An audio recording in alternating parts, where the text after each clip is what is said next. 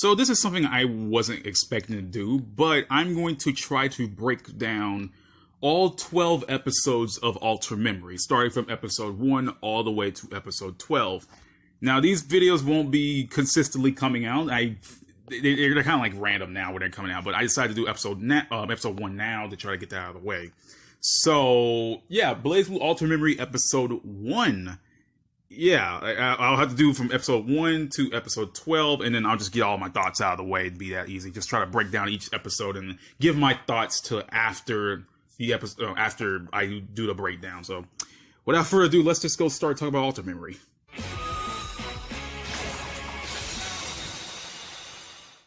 So, the episode opens up with Ragna heading into the cauldron of Kagutsuchi, claiming that the smelting is near completion. Nu reveals herself and is excited to see Ragna, telling him if he's coming to kill her. Ragna simply says that people get killed and she's going to get destroyed by him. The two battle near the cauldron, with Ragna losing the battle, later getting stabbed by Nu's blades. As the two fall into the cauldron together, Hazama is watching over them. Meanwhile, Rachel is also watching the battle, saying that this happens again and again as the curtain falls. After the intro, Ragna is shown to be in a forest with heavy Seether all around him. As his arm reacts, Rachel appears and the two banter for a bit until she points him off to the 13th hierarchical city of Kagutsuchi. While Ragna wonders why he would even waste his time there in the first place, he realizes that he needs to destroy the cauldron there and decides to check it out. In a black space, Rachel and Hazama meet one another. Rachel tells Hazama to simply stay and watch the events unfold, but Hazama says that he'd rather not and continue doing as he pleases. Back at an NOL branch, a woman calling herself Second Lieutenant Noelle Vermillion comes to the office of Jin Kisaragi, handing him a letter that bears an Ars Magus seal, which meant the letter was classified. Once Jin reads it, he utters Ragna's name and heads after him in Kagutsuchi, leaving Noelle confused. While in Kagutsuchi, Ragna runs into Tao Kaka and feeds her as she guilt-tripped him into doing so. Tao claims that she's looking for a guy named Ragna the Bloodedge, showing him the infamous poster. Tao also says that she wants to lay in the sun and enjoy her time, leading Ragna to flash back to his life in the church with his brother and sister. As Ragna leaves the restaurant, he has another flashback about training with Jubei when he was a teenager. Jubei tells Ragna that the Azure is no one's power, and for him to never forget that. Meanwhile, Rachel says that Ragna's eyes are filled with hatred as both his home and his kin were both taken away. Hazama and Noelle finally arrive in Kagutsuchi, with Hazama telling Noelle that her mission is to catch Jin and bring him back. Noelle says that she is not to engage in any kind of contact with Ragna the Bloodedge, as he is now in Kagutsuchi, and while she's here, Hazama says that Noelle should check out the city. Annoyed of Tao following him, Ragna heads off by himself and falls asleep in a vacant spot. Noelle arrives to his location and lets him rest on her lap. As Ragna sleeps, he has a nightmare about his home burning down with his brother, now wielding a sword, next to his sister as everything burns down. This nightmare woke Ragna up in a panic, and noticing that Noelle was near him, he backed away as her face looked exactly the same as his sister's. Ragna flees, and Noelle comments that Ragna is running off again like always, though she stops herself mid-thought, confused about why she even said what she said in the first place, considering the two have just met. Ragna walks through an empty NOL branch and meets Jin for the first time in years. Jin comments on Ragna's new arm and how it must have been better than the original one he stole from him, which he cut off. The two fight and the struggle ends in Ragna's victory. Coughing up blood, Jin told Ragna that he was too weak to finish him off, but Ragna brushes Jin off, leaving him injured on the ground. Before Jin passes out, he says that Ragna can't protect anyone because he's too soft. At the empty NOL branch, Noelle and Hazama arrive to see Jin injured on the ground. Noelle heads off to pursue Ragna for what he did to Jin, while Ragna himself travels down to the Kagutsuchi cauldron. Ragna heads to the lower levels and feels a presence so strong it causes his Azure grimoire to become afraid. This is where he meets a masked individual named Hakumen, who recites his speech and charges at Ragna, ending the first episode.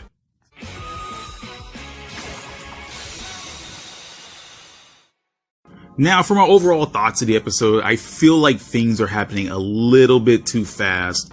You know, they jump from, place to place a little bit too quickly because, there's not enough breathing room, especially where all the little in-between character moments are kind of cut out for the sake of, trying to rush the Calamity Trigger parts. For example, having Hazama set up this early is kind of like, I mean, it's not like he wasn't, you know, in the background of Calamity Trigger. It's just like they're doing this too early and setting him up as the obvious bad guy. They're not trying to be subtle about it. They're not trying to hide anything. They're just straight up saying, yeah, Hosman's going to be the bad guy. He's going to, you know, wreck shit up. And I would have a problem with that, but they're just doing it a little bit too early. It's way too early. And you're still in the Calamity Trigger parts, like in the beginning. Like, we already know Hosman's scheming and doing some shit Calamity Trigger. Don't get me wrong, but they're trying a little bit too hard to push him this early. You know, just too early. There are some parts that I'm not really a big fan of. For example, it's just how it starts off is a little bit too fast. Now, it has Ragna going into the cauldron, going to the Kagutsuchi cauldron, meeting Nu for the first time, you know, getting that out of the way before, you know, he's in the forest with the Seeker and whatnot. But they are telling a lot more than what they're actually showing us. I mean, they're showing some stuff about how, you know, Ragna lost his family and whatnot. But Rachel says that right before you actually even see anything, you know, like, oh, Ragna's eyes are filled with hatred because, you know, he saw his family and home get burned down. But I would have preferred if they actually, you know, just showed that, like left Rachel's comment out and instead just showed it as the flashback to show why Ragna's acting the way he is instead of having Rachel comment on it. I feel like that would have been done better if she had not said anything, you know. It kind of like, you know, it's too easy, you know, like, it's like Ragna's whole family's gone and we see the flashback of him gone, his family, you know, everything going down. I would prefer if all that shit was just said, like, not said, but just shown to us rather than Rachel just commenting on it. Ragna meeting Tao for the first time. I mean, it's go by really quick. You know, he meets her, they talk, they leave. You know, like, it's super simple. There's no restaurant brawl. I kind of would have liked that. There's no restaurant brawl or anything. There's none of that. I would have liked that or something, like, you know, I would have liked to see that. There's also some stuff out, you know, Hosma and Noelle kind of bantering about, you know, how him and eggs and whatnot. Now, I know they're not able to add everything, but I feel like these character moments would have been a lot more pleasing to, like, you know, at least make the anime feel like they're fleshing out the characters rather than just making them going through the bullet points of, you know, the BlazBlue plot.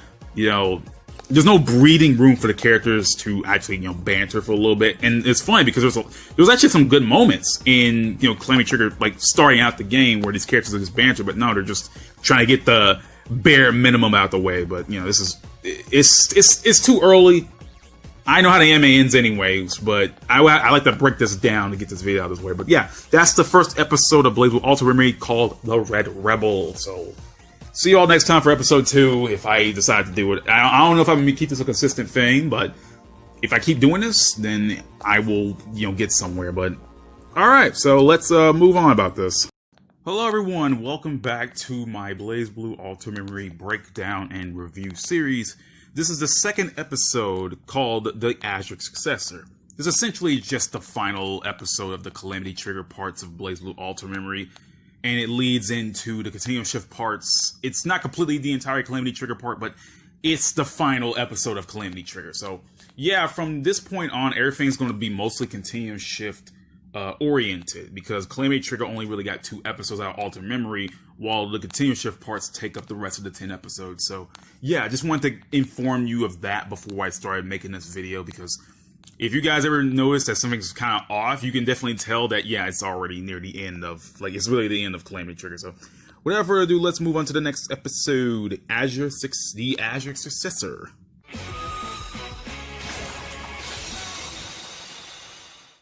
So the episode begins off with Ragna fighting off Hakumen, with Ragna himself not being able to do much to Hakumen. Overseeing the battle is yet again Rachel, who comments that it is ever the same, and says that it is Kokonoe's cue to enter the stage. Hakumen claims that destroying Ragna will prevent a great calamity, but before he can strike him down, a set of magic circles halts his movement, which Hakumen cursing that the Grimalkin had used phenomenon intervention. This Grimalkin is none other than Kokonoe, who had attempted to restrain Hakumen, but he had managed to break out of it. Kokonoe tells Ragna to bail and that he has no chance against Hakumen, but Ragna says that running from a fight isn't his style. Ragna then decides to activate the BlazBlue and rush at Hakumen, signaling Hazama, Rachel, and Noelle that something is about to happen. As Ragna and Hakumen fight, Rachel says that everything that has happened up until now is known to her, but beyond it, it is unknown. Noelle reaches the Kagutsuchi cauldron and notices that she has been there before, and things felt familiar to her. Ragna's Azure glows in response to the cauldron. Noelle then slips into a robotic mode, and Nu arrives to the scene, reusing animation from the first episode when she faced Ragna for the first time. telling her to state who she is. Still in her robotic tone, Noelle states that she is the Boundary Interface Prime Field Device number 12, while Nu is an anti-Sankishin core unit and the Boundary Interface Prime Field Device number 13, otherwise known as Nu, which is the first time we actually hear her name stated. Nu tells Noelle that her existence is a paradox and that she should self-destruct. Noelle says no and that her existence is a priority. Nu then decides to eliminate Noelle and the two begin the battle. Noelle shows off the best animated thing in the entire show, that being when she summons Bulwark for the very first time. Bulwark! Come forth!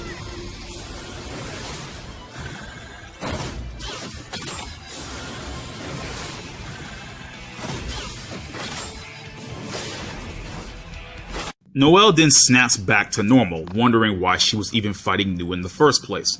Noelle was also attacking out of reflex and had no control over her actions.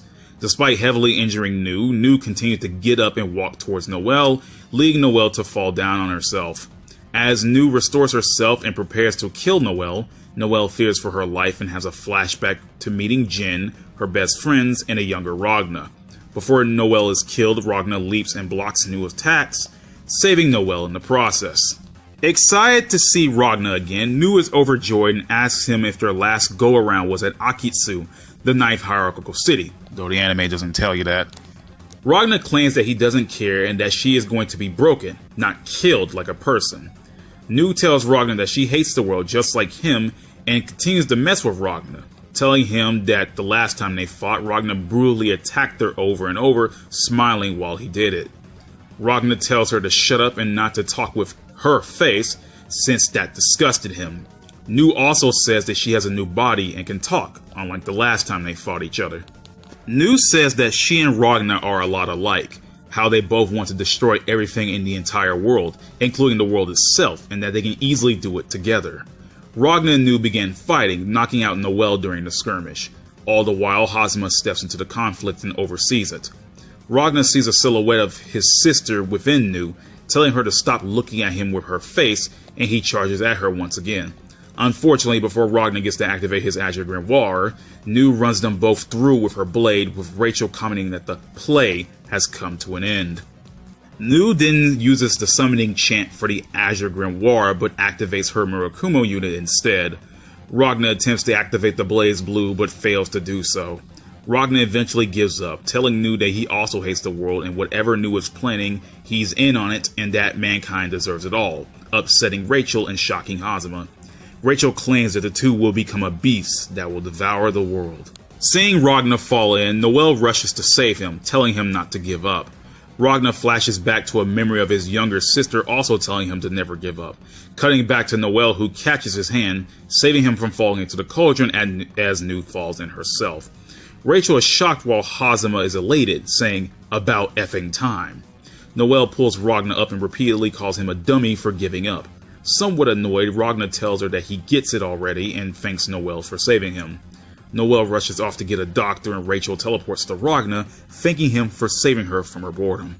Ragna asks Rachel about who Noelle is, and Rachel claims that Noelle is now the new I, the successor to the Azure and the Calamity Trigger. Rachel also says that Noelle will inherit the true Azure, not the Azure Grimoire fake that Ragna bears as a replacement arm. She goes on to say that time can freely move again, and that even she doesn't know where time will take them all next, but take them it shall. Rachel leaves as Ragna wonders that if his Azure is so powerful, how could it possibly be a copy? Noelle returns to Ragna with a big smile on her face as she rushes back to him with medical supplies, though Ragna comments that she looks exactly like his sister. After the credits, Rachel floats high above the atmosphere, saying that time can move forward once again, and that while Hazama concerns her, her main attentions focus squarely on the Noxnic Taurus, Gigant Taki Mikazuchi.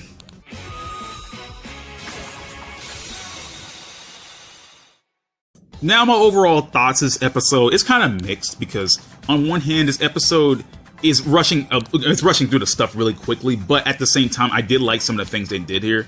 One of my favorite things about this episode is actually kind of the fight scenes and whatnot, because, well, some of it. With Noelle starting off with against Nu, it wasn't that bad. It started to get a little kind of janky afterwards, but it wasn't so bad. I was like, eh. Though seeing freaking New literally knee Noelle into a wall was funny as hell.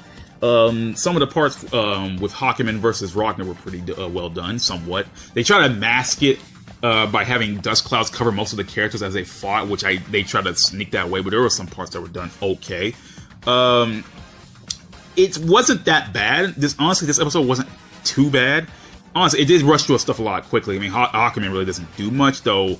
I mean, to be fair, he doesn't really, get to do much in the Calamity Trigger anyway in the beginning, so what? But, Noelle coming out as a prime field felt completely out of left field. Like, I know all this stuff is going to happen, but, like, a person starting off with, it seems like it comes out of left field, especially when they don't really elaborate too much on it until the end of the anime, but that's a different discussion. But, like, it's too early to kind of reveal Noelle as the 5th prime field, knowing that it just doesn't really crop up all that much as the show goes on.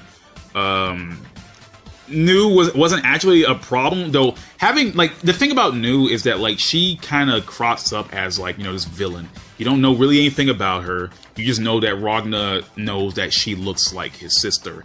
And after New kind of dies, you don't really know much about that. She kind of just fades away into the background. She doesn't really exist anymore after that.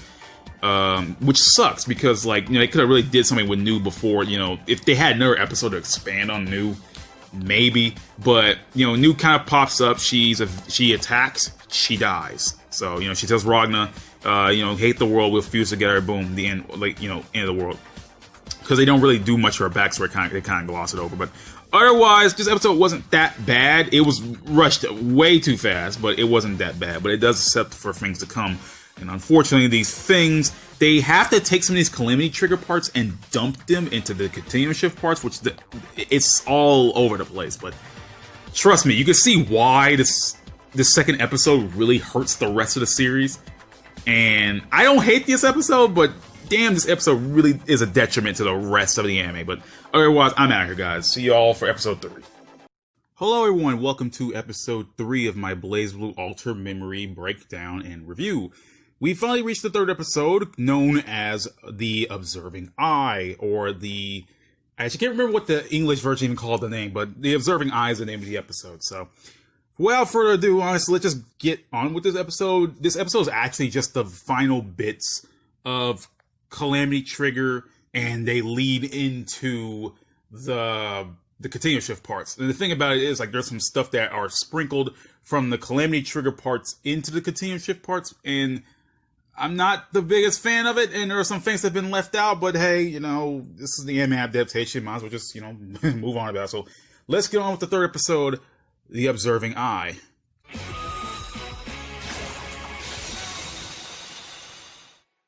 So the episode begins with Rachel facing the gigant Taki Mikazuchi high above the atmosphere. Taki Mikazuchi appears out of the satellite, charging a beam. Rachel then activates a large shield called the Tsukuyomi unit, blocking the beam fired by Taki Mikazuchi. The beast then retreats back into the satellite, with Rachel commenting that it will be another 4 years until it reawakens. Meanwhile, down below, Hazuma leaps into action, telling Noelle to look at him. When she does, Hazuma now turns more manic, with Ragnar now calling him Teremi, as it reveals that this Teremi person was also present at Ragnar's home during the church when it burnt down. Ragnar attempts to attack Teremi, but Rachel halts him, telling him that this is a fight he can't hope to win. Ignoring Rachel, Ragnar and Teremi begin to battle. Teremi later retreats, while Rachel explains to Noelle that when she looked at Hazuma, his spirit endured, which confused Noelle since all she did was simply look at him. Far away, 2 women named Lychee and best girl Linois head outside to see that a stray beam from Taki Mikazuchi's blocked attack from the Tsukuyomi unit had hit a nearby mountain range. Behind them is a young man with a top hat and a robotic companion with him. Rachel teleports Ragnar and Noelle to a vacant spot, informing Kokonoe that Teremi has made his return, with Kokonoe saying that she's been waiting to take him down. As Rachel leaves, she tells Noelle that she hopes that she can accomplish something for all of their sakes. Noelle questions Ragnar why he seems so familiar to her, and why he was a part of her life in the past despite her having very few memories of her own past, but Ragnar tells her to scram. Upset, Noelle runs away while Ragnar notices that someone was behind him, telling them to come out. It was none other than the boy with the top hat and his companion from earlier. Ragna notes that the boy is a bounty hunter while his companion is a Nox Nictoris. The boy, Carl Clover, calling the Nox Nictoris his quote-unquote sister, has her attack Ragna, telling the man that the Azure Grimoire will be his.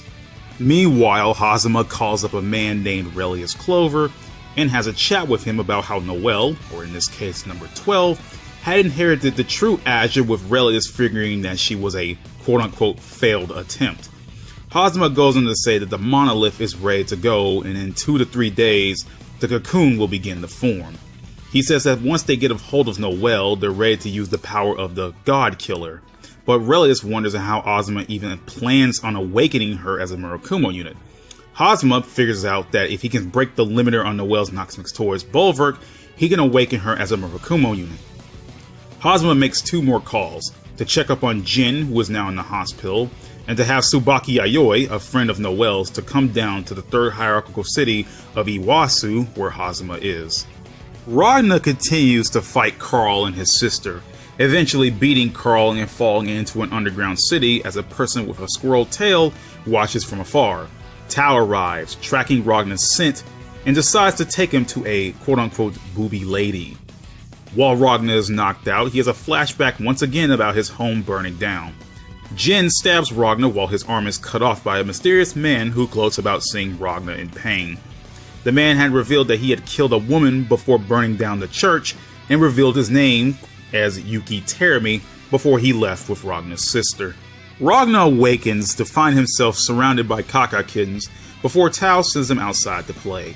A woman in red, introducing herself as Lychee, tells Ragna that she patched him up and reaches over to touch his Azure Grimoire, but stops, wondering why he just doesn't siphon her soul, since he'd heal faster that way. Tao declares Ragna as her friend, now calling him Good Guy, and wants him to play with her, with Ragna going along with it. Meanwhile, Noelle rants about Ragna being mean to her, but pumps herself up and moves on her way.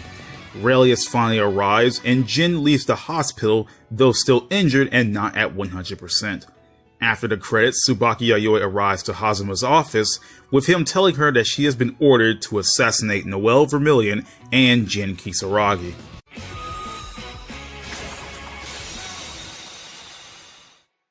Now my overall thoughts of the episode. Honestly, I feel like this is the episode where things start to go down the crapper. Not gonna lie, this episode wasn't exactly the worst thing ever, but it's honestly jarring, right? So, you got the episode starting off with Rachel, like the episode actually starts off with Rachel blocking the Takemikazuchi attack, which is like one of the things you see in the latter end of Calamity Trigger, which I feel like if they try to stuff that in the final episode, like this last episode, that would have been a little bit too much. But it starts off with Takemikazuchi emerging. You don't know anything about him, you don't know what the hell he's about, it's just he's a giant satellite thing, he shoots a beam, the end. You know, you probably won't get, if I don't remember correctly, you don't get revealed about what the hell Takemikazuchi's purpose is. But for now, it's just something that comes out of nowhere and shoots a beam. Okay.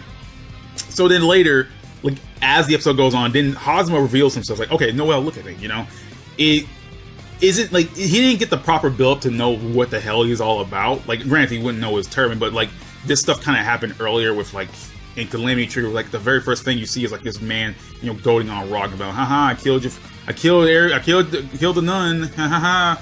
And the thing about it is like they don't explicitly say who this woman is. You don't know if this woman's a caretaker, because Hazama, well, Terumi in this case, Terumi really mentioned that he just killed a random woman. He didn't actually say if that was the sister. He didn't say anything like that. He just said, oh, I just killed this woman, and that was it. Like, they didn't mention it was the sister or whatever, or anything. He just said, it's like, oh, it's his sister. It was just this woman I killed, whatever. But hey, I'm Terumi, so, you know, goodbye. I'm taking a girl with me. Like, that's it, pretty much it. You know, he just goes in and goes out. You know what? I'm not gonna lie.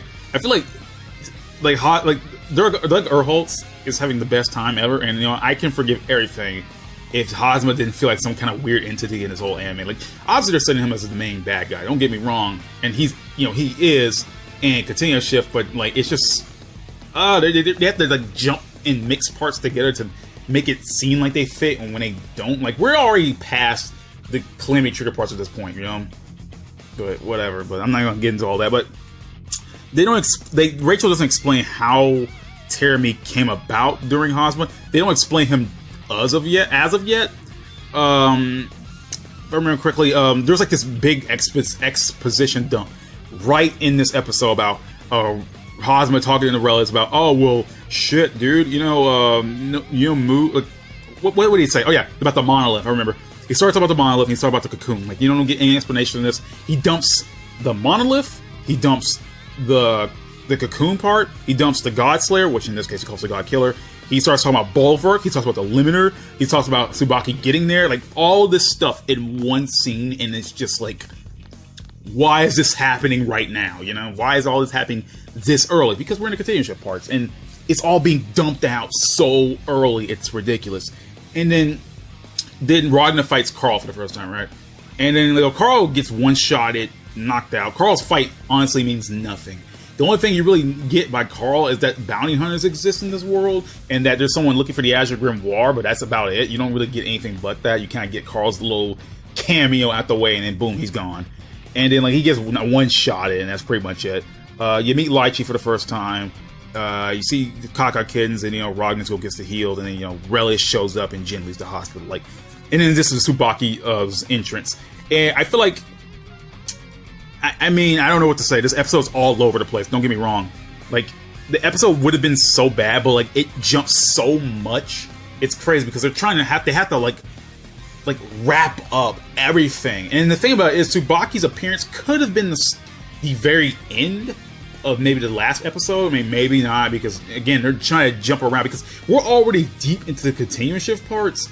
And then they already have Tsubaki coming in, which that was the last thing that was happening in Calamity Trigger. Tsubaki shows up, talks to Hosma, she gets ordered to kill Jin and Noelle, and boom, that's the end of Calamity Trigger. But now this is the Continuum Shift parts, and with Hosma making his line, we're already about like what 1/4 of the way through Continuum Shift, and now you got freaking Tsubaki popping up, and then all the extra shit you have to talk about to set up things later. It's all over the place. Yeah, man. Like they have to justify the Calamity Trigger parts in the Continuum Shift parts, and it does not fit. It does not. It's all over the place to try to like fit together like some weird puzzle piece to justify how long, like how these events line up, and they don't, man. Especially like the whole backstory about how Terame showed up in the first place. Like, it's all over the place. But whatever. I'm not going to get into that. Next episode. I'm out of here, guys. Welcome to episode 4 of BlazBlue Alta Memory, titled Probabilistic Events. Honestly, this episode is it feels longer than it really is because most of this episode is just exposition dump. So, yeah, there's no point in stretching this out any further. Let's just get into the episode titled Probabilistic Events.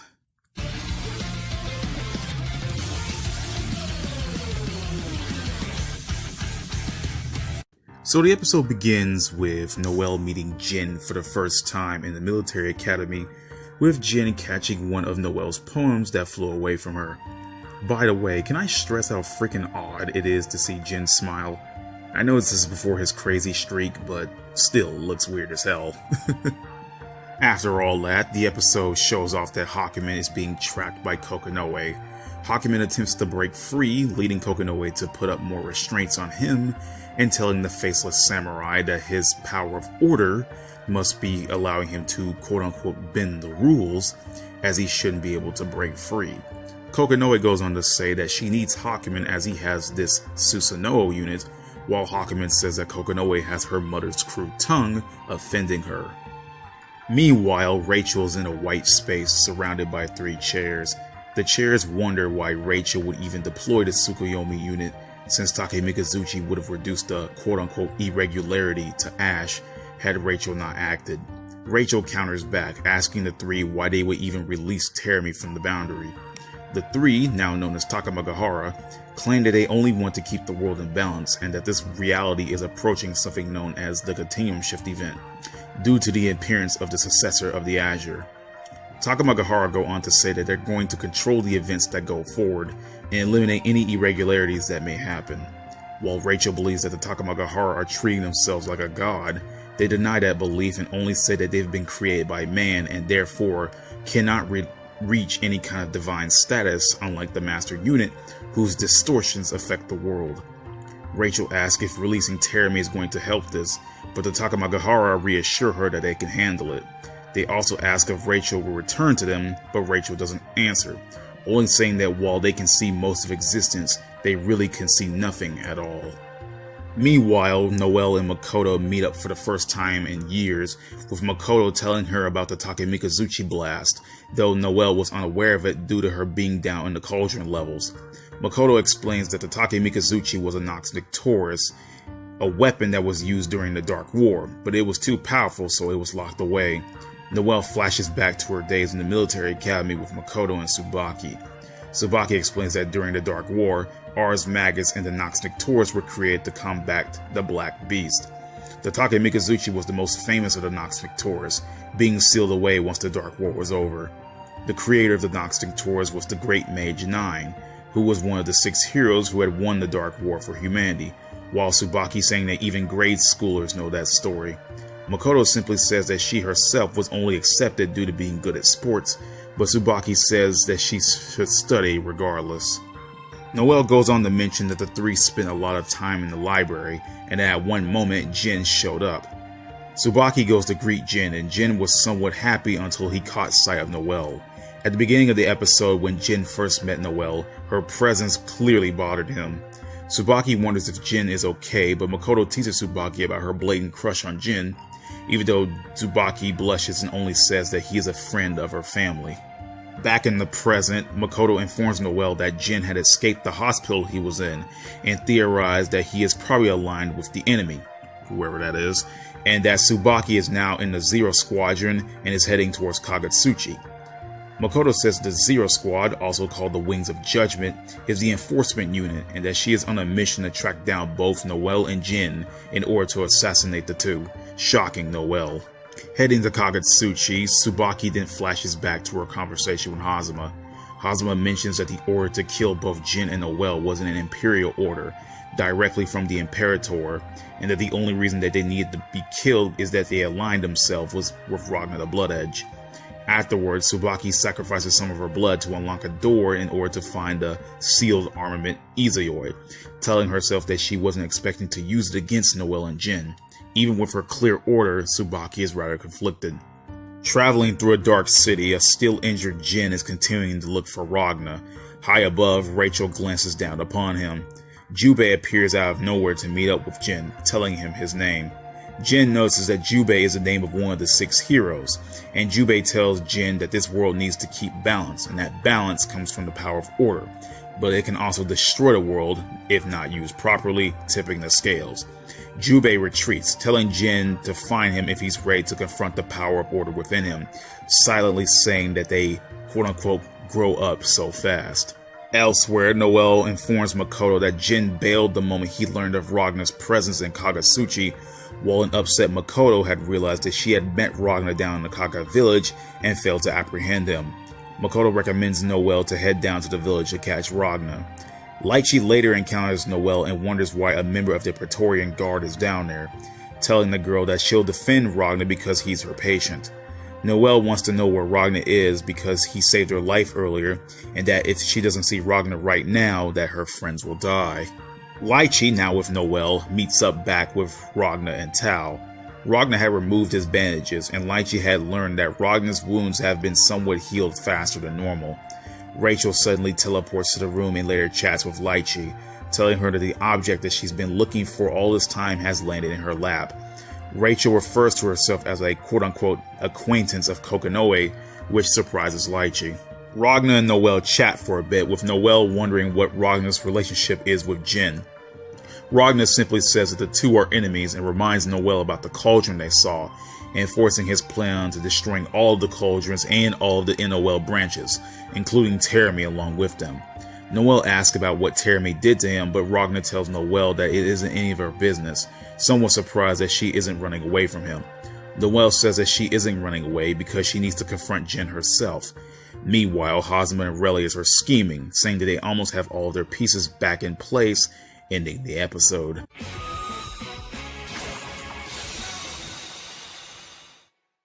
And now for my overall thoughts of this episode. Honestly, I feel like this is one of the weaker episodes. mostly because it's just nothing but exposition dump. It's not even exposition. It's like a cross between exposition dump and like, I can't really call it sub. It's just more like rapid firing things at you at once. I will repeat this probably again like a lot of times, but this anime has a real major problem with rapid firing to you all of the terminology in BlazBlue without giving much context.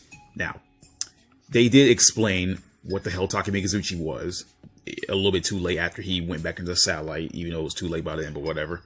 They didn't really explain the Black Beast of why, but they did set up that, you know, Ragna and Nu would become a beast that would devour the world. So I guess people would, you know, like, okay, then how's that connect to the Black Beast? You know, like, it's like, there's no connection to it. And, you know, there's the whole thing with Takamagahara, which is just like one big exposition dump. The thing with Noelle and Makoto talking about how, you know, they used to be friends back in the academy, and that's just like a veil just to tell you what the hell the Dark War was about, just to get that out of the way, like just to immediately tell you what the Dark War is, what Ars Magus and Noxic Taurus do, what the hell is Takemikizuchi and how his relationship was with the Noxic Taurus, who are the 6 heroes, who created the Nox. Like, it happens way too fast, and like there's no breathing room with the characters. Like, I feel like there were some moments in this episode where there was some characterization, like how Makoto teases Tsubaki, or just straight up Makoto in general, because Makoto serves the point of just being there and just being like a person who just dumps exposition, and that is something Makoto does not do. Like, she'll tell people things, but like Makoto being a person who dumps exposition is a complete betrayal of her character. Like, the thing about Makoto in this continuity, like well, I can't say this continuity, in this adaptation, my bad, is that she's a lot more subdued and not as, like, to be fair, all the characters feel that way. The only characters that really don't change all that much in this adaptation is Ragna, though he's more he's somewhat nicer in the anime, though that's a different story. I'll get to that when I start talking about their episodes, but characters like Makoto just feel so hollow. You know, I feel like Noelle keeps the spirit of herself, you know, she really doesn't get anywhere else, and Jin is a different thing entirely. Rachel does whatever she wants, etc., etc. But yeah, this episode is relatively just uninteresting. Honestly, this video is longer than it had to be just because of all the exposition dump. And I love BlazBlue, don't get me wrong, I love BlazBlue and I love all the terminology, but like, having to sit through an episode where it's nothing but that, but flashbacks and exposition dumps, it's just uninteresting. And it's even more so when it's BlazBlue related. Like, they're rapid firing stuff, like they're telling you all at once: Power of Order, Susanoo unit, Takamagahara, the Boundary, the Master unit, Izayoi, the Noxic Taurus, Takemikizuchi, the Dark War, Ars Magus, the 6 heroes, the Zero Squad, the Wings of Judgment, Zero Squad, same thing. Let's see here. They have to like do the whole backstory, not backstory. They have to do backstory with the Military Academy gang. They have to do stuff about the Izayoi, and I think the Sergeant said the Power Board, 6 heroes. But yeah, they have to do all this exposition dump at once, and it is too much at once. This whole episode is nothing but an exposition dump, and I already know what happens next episode. That's the quote-unquote beach episode, which is just a filler content for the anime, even though this anime did not warrant a beach moment. I mean, I like the scene, but it just did not warrant it. But besides the point, this whole episode was relatively just kind of boring, like really boring. Like, it wasn't boring to make me pull my hair out because I already know the terminology, but it's so weird how they use all this stuff. Like, all the terminology is like rapid fires. Ugh, man. Alright guys, this is episode 5 of BlazBlue Alter Memory, the quote-unquote beach episode. I have no freaking idea why an anime already rushing and strapped for time as it is decides to have just a jokey moment for a beach event that really didn't happen in the games. But of course every anime has to have a quote-unquote beach episode, but god damn it, Alter Memory. Like, whatever, you know, let's just move on. This is for my thoughts at the end, so let's just get onto the episode already.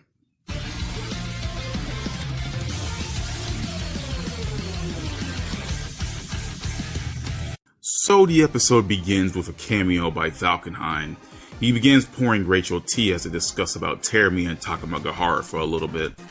I find it funny that we're 5 episodes in and there has yet to be an explanation of why the time loops were happening a few episodes ago. Like from the beginning, you know, everyone was knowing how time was looping, but there has yet to be an actual explanation yet, and it's bugging the hell out of me.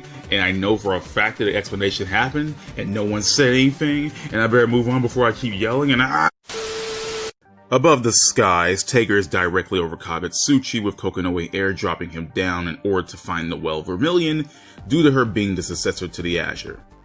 Kokonoe complains at the heads of Sector 7 on how they want to handle the Ragna and Noelle situation, as well as stamp out both Ars Magus and the NOL, but they're all just talk. Kokonoe continues to say that they're wasting their time on trying to change the world through science and trying to seize the Azure Grimoire, but they should be doing is focusing on the Eye, or Noelle and Vermilion in this case. Kokonoe tells Tager that they're going to catch Noelle first and forget about Ragna and the Azure Grimoire, since the Azure Grimoire is the weakest of them all due to it having a big blind spot. Back at the Kaka village, Lychee asks Noelle how she feels being around Ragna despite him being the NOL's biggest target, though Noelle says she doesn't know, but she wants to ask him more questions. Tao decides to take the gang to a super hot springs in order to heal Ragna faster, with Rachel teleporting them there. And this is where the obligatory beach episode happens, and etc, so...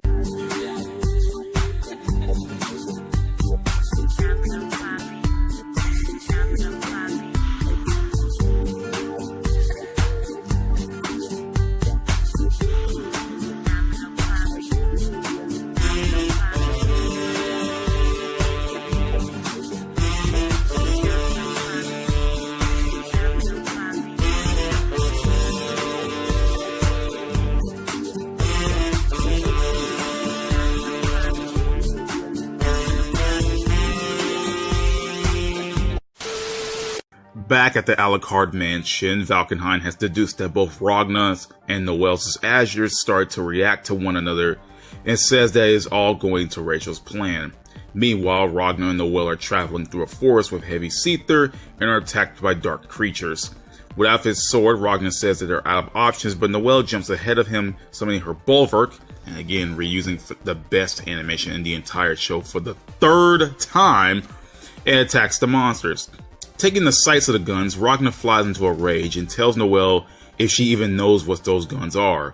Noelle's face and the fact that the Bulwark is a Noxnic Taurus makes Ragna believe that Noelle is a prime field device just like Nu, and he tells Noelle to never look at him with that face ever again, dividing the land between the two, and walks away from the confused Noelle. Rachel then flashes back to when she first met Ragna as a kid, bleeding out on the ground. She asks if Ragna wanted to live and drops to the floor underneath him, later giving him the Azure Grimoire, which formed from a black aura into his new arm, as well as giving him his red eye and white hair from the trauma. Though the anime makes it seem like the white hair is a result of Ragna fusing with the Azure, but whatever. Back at the present, Rachel wishes for Ragna to take everyone into the unknown. Traveling through an industrial area, Ragna notices a hungry child on the ground, giving up the same vibes of when he first met Tao. Though reluctant, he took the child to a restaurant where they first introduced themselves as Senna. Ragna quickly noticed that there was another soul within Senna, who he referred to as Luna. Luna came out and called Ragna a pedophile, angering the man, but he caught sight of the bell on Luna/Senna, calling it a Noxnic Taurus.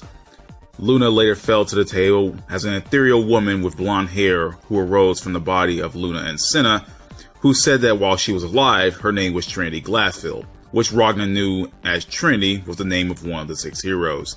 Trinity warns Ragna to not fight Yuki Terumi under any circumstances, with Ragna saying that first he can take him, but upon seeing how serious Trinity is, begins to doubt himself.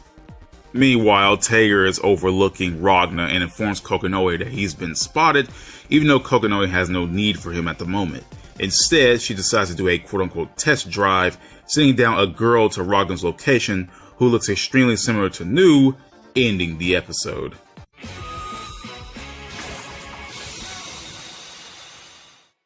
So I already mentioned at the beginning of this episode that this anime is already rushing stuff, right? From the very beginning, from literally the first episode of Ultra Memory, everything has to been rushed. And, you know, obviously, as I said before, some things are out of place. Like, there are some Calamity Trigger parts stuck to Continuum Shift parts, because Calamity Trigger only had 2 episodes to establish itself, technically 2.5, because you want to count the 3rd episode, which is half Calamity Trigger shit. And this is what bothers me, right?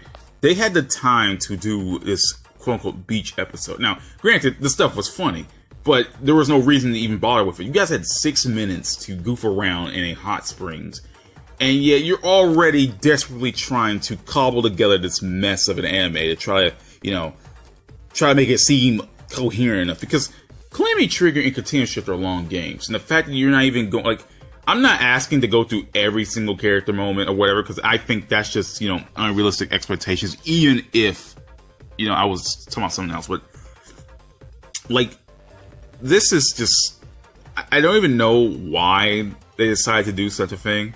Like they mentioned they've mentioned the hot springs in the games, right? They just never actually, you know, did anything major with it. So it's like, oh, well, I might as well take advantage to, you know, just screw around with fan service. You know, I don't mind fan service, but I feel like you guys are already strapped for time, right? You are already strapped for time. There was no reason for this. You know, they're already trying to rush shit together, and yet they had 6 minutes to goof around with this crap. You know, I mentioned before, man, there's not enough breathing room for these characters to act like themselves. You know what? And then what's worse about it is that this anime, like the hot spring scene is the one I've been asking for. You know, characters getting some kind of breathing room, talking amongst each other, just, you know, just being normal without having the anime just to rush through the bullet points of their characters. And this whole beach segment, this whole hot spring segment is just like a blessing and a curse at the same time. Like, I don't hate it, but at the same time, like, you guys wasted 6 minutes on it. So, like, what's the rest of the episode? Well, the rest of the episode begins, like it just talks about how Falcon High, talk about, you know, it's mostly just, like, more,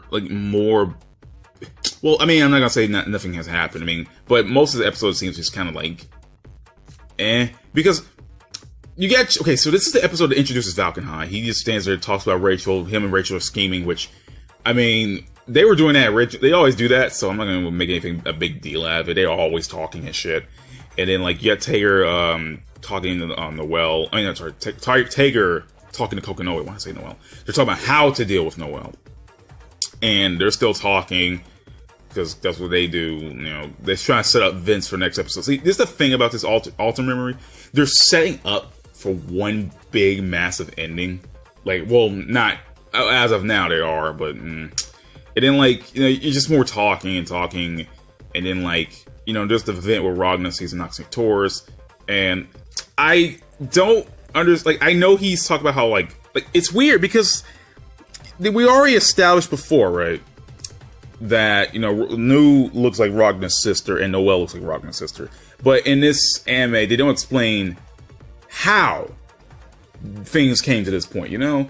Ragnar notices that Noelle's wielding the Bulwark, of all things, right? The Bulwark, and then, like, he deduces, like, oh shit, she must be a freaking, Prime Field, which, how would Ragnar know? Like, there's no explanation to why she would even be a Prime Field in the first place, you know, because there's no explanation for that. He just sees Nu. It's never mentioned, you know, how Ragnar would believe that. All we know is that when Terumi took her away, Saya's apparently gone, and then Nu somehow came around, and then Noelle came around. There's like no explanation, you know, what the hell happened, but I feel like we're going to get that Terumi's speech at the very end of the series, but as of now, it's just weird because now you have no explanation of why Ragnar would think Noelle's Prime Field. Because if she was running around with the goddamn Murakumo, different story, right? But she was directly wielding the Bulwark, and then Ragnar seems to deduce, like, oh shit, it's a Nox, like a straight up Nox, so she must be a Prime Field because she looks like my sister and wielding the Nox at the same time. Like, I swear, it's just so weird. Like, you know, it's so weird. Like, there are some weird decisions, and then this is, like, obviously Trinity's introduction to the series, right? And then again, she's like Carl. She means nothing to this anime at all, which I'm not expecting anything major, but like that, like Luna and Sin are just here for Trinity to talk to Ragnar, and then they just dip, and you're never seeing them again. Like, this is it. And I find it weird that right, that all this shit is happening in the first place. Like, all this is, like, happening way too fast. funny if I even mentioned Platinum's name the entire time. I kept calling Luna and Senna, and I have yet to actually call them Platinum. I just felt like it wasn't safe to call them Platinum this time. But anyway, I just don't know, man. Like, it's so weird. But I think that might be the end of this episode. Like, I got nothing. Oh, no. One thing. I find it weird that the bell on Platinum's, like, you know, the bell Platinum wears is the Revuare, because they in the armor Revuare Muchorin. Sorry, it's hard to say that name. The Muchorin is like, they wrap it up around them. They usually keep it in cloth, and you know they can't really do much, but they keep it in cloth. But like in this version, the bell is actually the Nox. So I kind of find it odd, but I mean, it'd be a cool decision to see where it goes, but like that makes no sense. Why the bell is the Nox? But whatever. I'm out of here. I'm done. This has been 6 minutes. I gotta stop this episode. Okay, this is not really an after credits thing, but this is a thing I just wanted to talk about at the end of the episode. Like at the end of this episode, my bad. There's a scene, right, where Rachel is there's a scene where Rachel is with Ragna, right? And it's so weird that she looks older than she normally looks. Like, it's weird. It's like how she's drawn in this scene. And it's bothering the hell out of me. She looks like Raquel if you look at her close enough, but like that her neck is a little too long and her face is a little, like, Rachel doesn't have like a rounded face, but her face looks more like older, kind of like, I can't say sculpted. That sounds weird, but it looks a lot more mature in this one scene than like than every other scene she appears in. It's so weird. Like, she's like a completely different character. Like, she looks like Raquel a little bit, but whatever. Let's just get out of here before I'm just like, I get stuck here. But like, I swear to God, she looks so weird here. I don't know if it's just me, but she looks older in this scene, and it's like, I already know Rachel's super old, but like, she looks older than she normally looks. You know, Rachel looks, you know, somewhat young in her, you know, regular self. I don't know if it's just like the lack of her not having her dress on, but like it's not even just that. It's just how she's drawn the scene. It's bothering the hell out of me. Oh my God. So we finally reached the 6th episode of BlazBlue Alter Memory. Holy crap. We're halfway done. We're actually halfway done with the review and breakdown. Only 6 more episodes to go. Oh my God, dude. Never thought I'd make it this far, but hell, here we go. So let's begin with the review and breakdown of episode 6 of BlazBlue Alter Memory.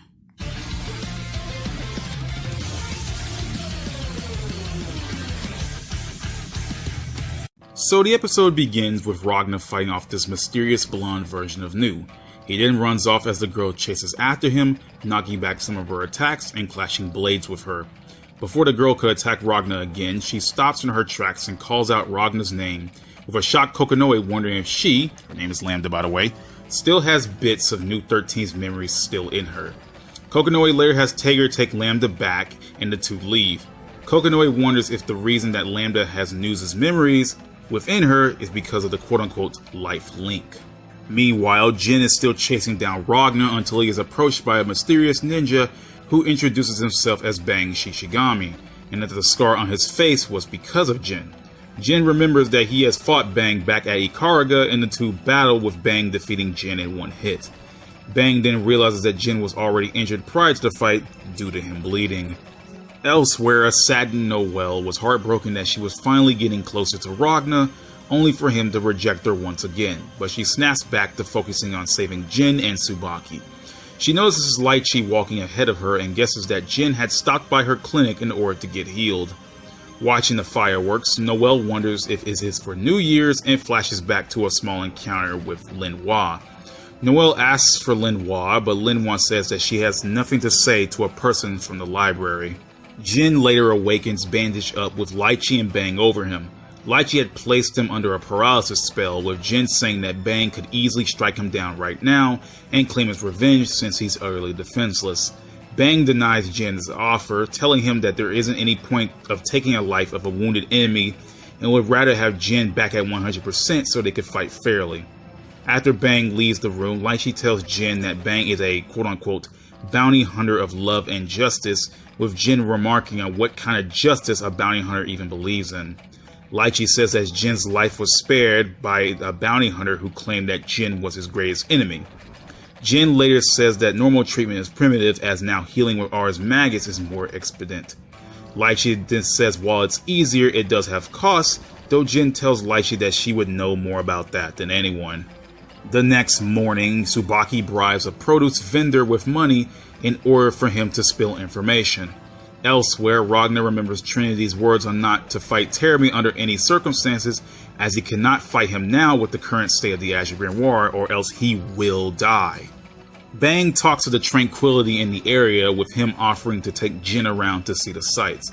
Jin accepts and the two head off. While traveling, Bang and Jin encounter children who immediately see Jin as a threat, with one of them expressing anger on how the NOL took Hikaruga and his father's life. Bang says that while they lost a lot of loved ones and lost their homes, they should smile and show that they really didn't lose anything. Jin calls Bang a hypocrite for telling the kids to not take revenge on the ones lost, while Bang says that he doesn't want the children to go through the same path of revenge like him and shoulder that pain for the rest of their lives. Bang leaves Jin, telling him that he really isn't a threat due to being so injured. After Bang leaves, Tsubaki meets up with Jin. Jin notices Tsubaki's outfit, and she tells him that she volunteered due to her being a member of the Yayoi family in the Duodecim, and glory to the Imperator. Jin asks Tsubaki on why she would stain her hands in the wings of justice, but Tsubaki simply tells Jin that he is charged with insubordination, as well as having gone AWOL from the hospital he was in. Tsubaki attempts to convince Jin to return willingly, but Jin denies her, saying he has something to do, with Tsubaki saying if that's something he has to do, involves Ragnar the Bloodedge. An angry Ragnar decides that he is going to take down all of the Prime Fields who used the face of his sister, but then he starts remembering his times with Noelle and telling himself that it doesn't matter. Back at Tsubaki and Jin, she unleashes the sealed armament, now sealed Armagus, Izayoi, with a shocked Jin yelling at her for what she's wielding. Tsubaki deploys a barrier and says that she doesn't have much time left, telling Jin that she's been given an Imperial order to kill him and she's only following orders. Tsubaki says that killing Jin is the last thing she wants to do, but Jin tells her to stop using the Izayoi or it'll steal her quote-unquote light. Jin reaches for Yukiansa, the first time the name was mentioned, and that's by me, but he wasn't able to draw the blade, with Jin wondering why the sword won't obey him. Before Tsubaki can do anything else, Hazuma's voice rings through, enforcing that killing Jin is an Imperial order, and her eyes goes blank, stabbing Jin straight through with the Izayoi and killing him, with Tsubaki telling herself that she didn't want this. Up high, Takamagahara claimed that having the power of order die might lead to the end of the world, so they decide to eliminate the event distortion, rewinding time back to the moment before Bang left Jin. This time, however, Jin leaves with Bang. Meanwhile, Hazuma says that he wasn't aware of do-overs, but saving Jin doesn't really matter to him in the first place, since it doesn't mess with his plans. Kokonoi tells Lambda to sleep well because she needs her idea engine in order to take down Terumi. Bang later tells Jin to leave, as he figured that a member of the NOL was hunting him down. I honestly don't know how he knew that, but whatever, as fighting him with a blade that cannot be used isn't honorable. Bang also says that it might not be the blade that's the problem, but Jin himself. Bang speaks about his master and how Jin had the same eyes he did when he fought Bang's master. Meanwhile, Tsubaki arrives to another city and runs into Noelle, ending off the episode.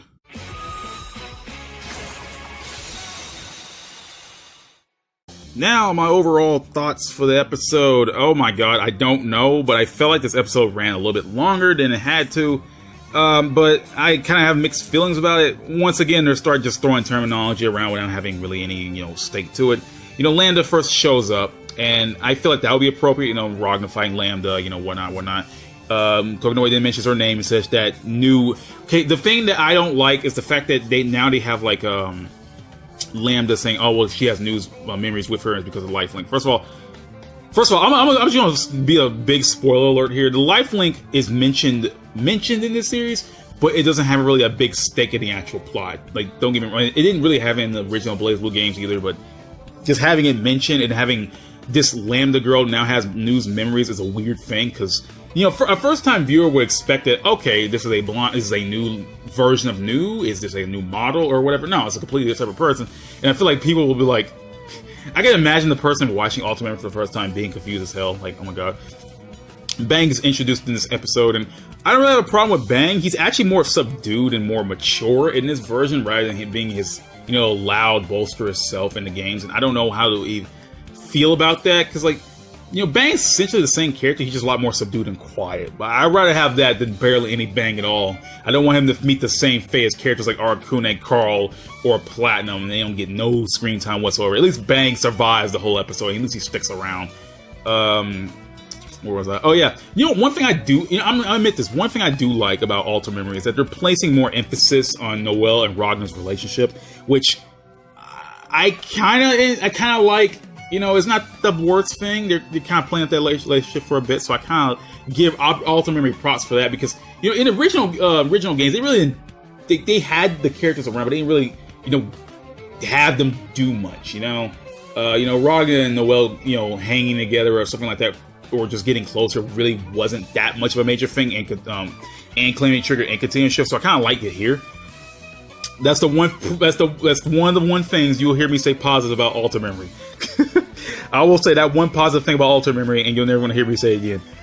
Anyway, Jin has more of a heart-to-heart with Bang and stuff like that.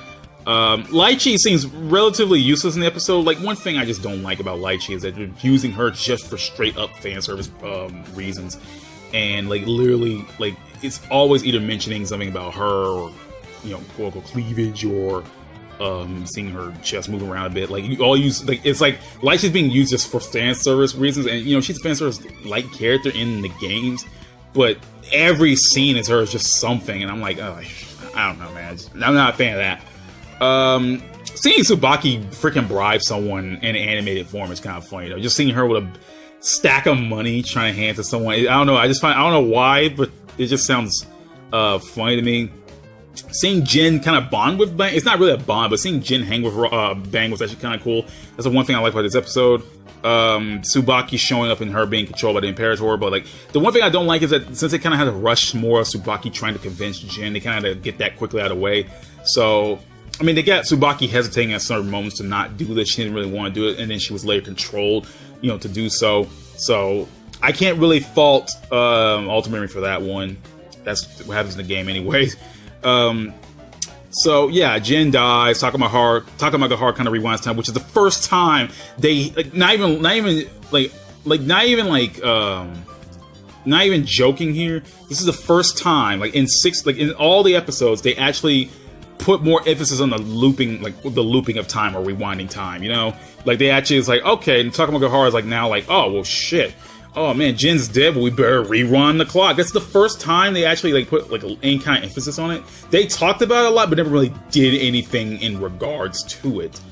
And like Rachel Hosma, they talk about all the time, looping time, change of time, this time can move forward, but they really never did anything with it. Now it shows that Takuma Gahara is capable of, you know, messing with time now, which it took 6 episodes to get here. Like, come on. Like, shit!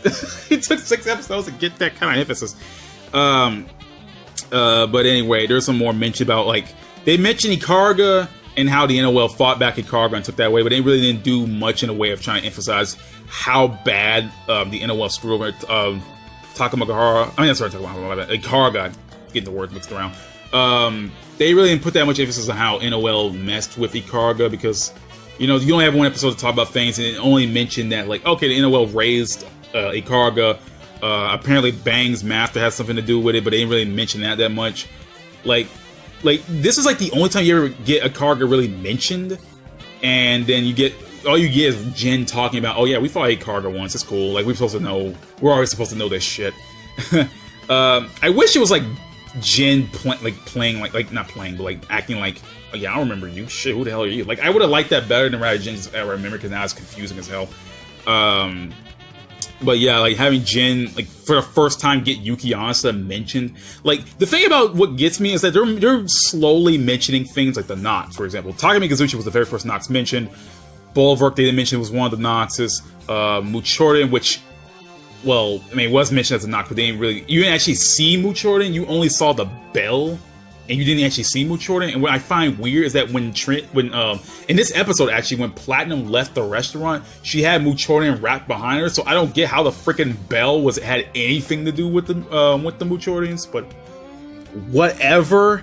And then, you know, they don't mention Yukiansa being a Nox. They just mention Yukiansa just as a sword. Like, and this is the first time, as again, in 6th episode, we know Jin since the 1st episode, using his blade and whatnot, and he hasn't yet to mention the name Yukiansa until now, and now apparently it won't obey him because, you know, Jin's, you know, doubting himself and whatnot. But yeah, that's the episode. It wasn't terrible, but like, there's some dumb decisions and weird choices, but it wasn't completely bad. I wish they went, you know, like, I already know all this shit. Don't get me wrong. I know all this BlazBlue terminology and shit, but like, they never really mentioned the word library before, right?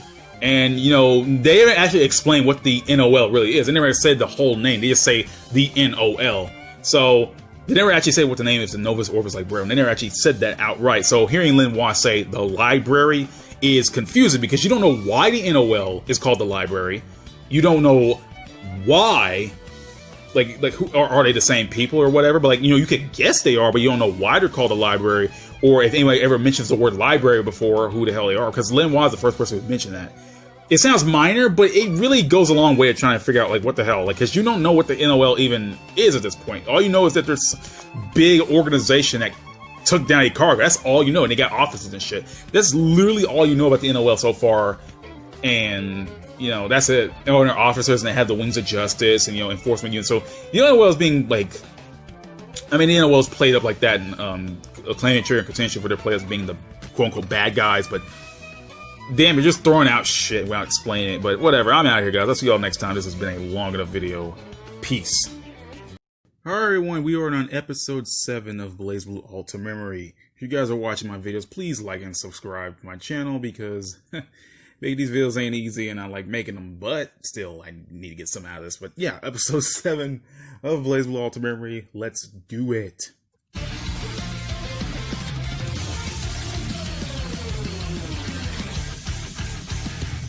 So the episode begins with Tsubaki encountering Noel, Ragna continuing on his travels, and Makoto walking through an empty NOL branch.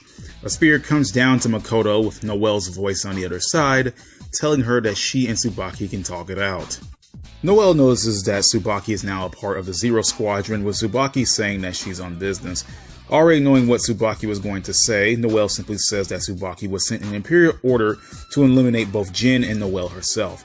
Tsubaki attempts to get Noel to come back willingly so that the Imperator may soften the punishment, but Noel refuses, wondering why killing Jin would even matter to the Imperator.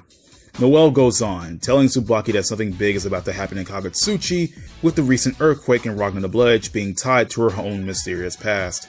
Tsubaki asks why Jin and Noel are even connected to Ragna, with Noel defending Ragna as she believes that he isn't a bad person at heart, and there must be a reason for the things he's doing, and that the NOL are in the wrong. Tsubaki yells back at Noel, telling her that defending Ragna, a terrorist, is no better than defying the Imperator, and says that if Noel won't come back willingly, she'll strip her of her rank, charge her with insubordination, and sentence her with expulsion from the NOL. While Makoto rushes to save her friends, Relius gazes upon the two women. Tsubaki then activates the easy way after not being able to take in Noel, and tells her if she is going to resist, then her life is forfeit. Tsubaki claims that the Seal Armagus Izuyori has been in her family for generations. Up high, Rachel and Ragna reach where Relius is, with Ragna catching sight of the robotic woman near Relius, asking him if she is a Nox Nectoris. Rachel says that Relius would be wise to just watch, but Relius is content just watching his creation Noel, or in this case number 12, and says that he needs to retrieve her for research. While Rachel says that is interference, Relius calls her a hypocrite and informs her that she meddled quite a bit using the Tsukuyomi unit against the Take Mikazuchi, also bringing up the Susuyomi unit in the process. Tsubaki and Noel begin fighting, with Tsubaki being shocked that Noel has a Nox Nectoris, and tells Noel that of course she gets the things that she doesn't deserve. Noel tells Tsubaki that Bulwark won't allow her to pull the trigger on her precious friend. Relius mentions to Ragna that Noel is a thing, the 12th boundary interface prime field device, and she is also a creation of Relius, leaving a shocked Ragna to ask whether if Noel is even human at all. Hazuma's words ring into Tsubaki's head once again, telling her that Noelle has usurped Tsubaki over her true position in the world, taking everything around her that she doesn't deserve. Hazuma goes on to say that Noelle is someone who had terrible grades and no personality, and yet she is the one who stands by Jin's side, while Tsubaki gets to do nothing but overglorified trash duty, even telling Tsubaki that Noelle shouldn't exist or even be here in the first place. Hazuma further says that if Noelle isn't stopped right now, she'll continue taking and taking until Tsubaki has nothing left, unlocking Tsubaki's hatred of Noelle and leaving Hazuma to revel in it, only using her as a tool to awaken number 12. Noelle then slips into her quote-unquote robo mode and overwhelms Tsubaki, snapping back to normal shortly after. Tsubaki charges at Noelle, preparing to finish her off until Ragna jumps down to block her attack. Tsubaki blames Ragna for existing, saying that if he didn't exist, Jin would still be here, but Ragna ignores her, telling Noelle if they don't shut up and just fight, then he'll tag in. Relius approaches Noelle, grabbing her by the neck and expresses his disappointment on how she is still a defect despite becoming successor to the Azure, leaving afterwards. Tsubaki's eyesight began to fade, so she then retreated. Noelle rushes after Tsubaki after Rachel encourages her. Ragna tells Rachel that he isn't as stupid as she thinks he is, and tells her that Rachel brought him here to see everything that happened.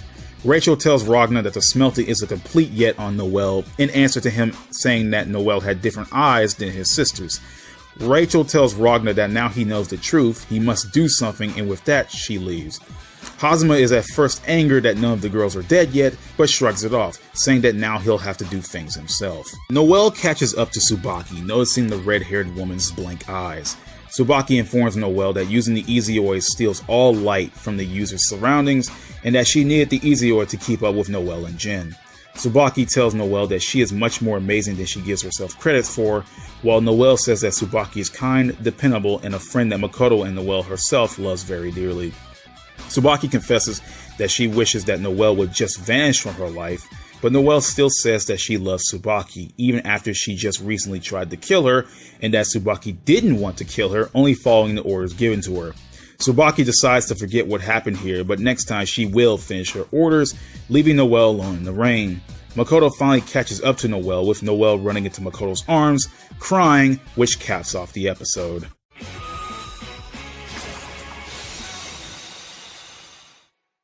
Alright, so my overall thoughts of the episode. Honestly, yeah, despite me not being the biggest Tsubaki fan, well, I mean, I don't hate this episode, despite this being just a long this episode is just a long conversation between Noelle and Tsubaki. It's like back and forth, just like last episode. Tsubaki brings up, they try to bring it in. Tsubaki tries to bring up, okay, guys, come in. Can you please come in? This character says no. Then she activates the Easy They fight for a little bit. They fight a little bit more. They talk a little bit more. The episode is longer than it has to be, but I did like some of the moments into it. One, it has Relius, just showing up, which I like, because Relius just directly goes up there and just picks up Noelle by the neck. It's like, you suck. You're a disappointment. He just throws her down. He leaves. He watches. He goes out himself and just says Tsubaki's a disappointment, and Noelle's a disappointment, and just dips. I like that. I like that Relius doesn't get any kind of screen time in this show, because it fits with his character, even if it's dumb in this anime version. But hey, it's funny. It keeps with Relius. He never shows up when he doesn't want to. The revelation that finally Ragna realizes that Noelle was Prime Field number 12. I will admit that had some decent build up, and it did show Ragna's more emotional side to all this stuff like that. He's like, oh, Noelle's even human. One thing I said this in the last episode, I do like about Ultimate Memory is they have Ragna and Noelle bonding more. They really didn't get a chance to do much of that in the actual games. Thinking about through Calamity Trigger, Continuum Shift in the games itself, it does really not much happens. Between these two characters. I mean, otherwise, Ragna just meets her at one point, saves her at one point. They don't do much in regards to getting closer to characters, but Ultimate Memory is kind of based mostly around Noelle. When you think about it, going through Noelle, and granted, she's a plot important character in Calamity Trigger and Continuum Shift, but most of Ultimate Memory is mostly based on Noelle, which I like. It shows her growing as a character, moving about and doing her own thing, which I don't have a problem with. It keeps Noelle's character consistent and lets her actually, have some breathing room and do something on her own rather than just a story ripping her from place to place. And I kind of like that. I mean, granted, obviously that's the whole point of getting Noelle into these situations for the story to put her there. But it feels more natural with Noelle would do this kind of thing. I like that. I did like her relationship with Ragna played up a bit more in this anime, which I will get Ultimate Memory credit for so far. It hasn't disappointed me in that fact. There are some moments that I think Ragna was a little bit too, not angsty, but like more like, I can't say out of character, but it's more like a little more, why would Ragna do this for a thing? Like, one thing I don't like about Ultimate Memory is like Ragna's, like Ragna's not an idiot, but he jumps to conclusions on the worst things, which I don't like. Like, especially with regards to, at 2 different points in the anime, Nox victorious, which is weird to me. But that's neither here nor there in this episode. But moving on from that, one thing is a sore point in this episode is Tsubaki. And look, I'm not the biggest Tsubaki fan, but I gotta look at this from a more objective kind of, like, not objective, I bet, a more, like, how do I feel how Tsubaki was portrayed this episode kind of deal. You know, I gotta see how Tsubaki was more portrayed in this kind of thing. And without all the emotional backing that has Tsubaki counting all this, it really makes her seem really petty. Because, at least in the games, well, I said before, I'm not the biggest Tsubaki fan, but at least in the games, you have an understanding reason to why Tsubaki would do all this. And because the anime is rushing through all this stuff, it makes Tsubaki seem really petty about shit, like about just the dumbest shit, you know? For example, here's Jin, right? Now, Jin, obviously in the games, Tsubaki and Jin were childhood friends. They knew each other for the longest time. Jin was pretty much the only person Tsubaki could really bond to and connect because she lost all her siblings at a young age. Tsubaki really didn't get to do anything, you know? She really didn't get to enjoy her childhood because she lost all her siblings. She had to constantly deal with these NOL bullshit. And Jin was the only person that really, you know, got through to her, you know, to connect with one another. Because the anime skips over that with giving Noelle one scene with Jin in the past, and that's not even more of like just Noelle's, my bad, just when they met in the library along with Noelle and Makoto, it makes Tsubaki seem even more like a crazy person, you know? You know, like, there's this moment in this episode where Tsubaki sees Ragna, and he's like, oh, it's your fault, If you weren't here, Jin wouldn't have ran off or whatever.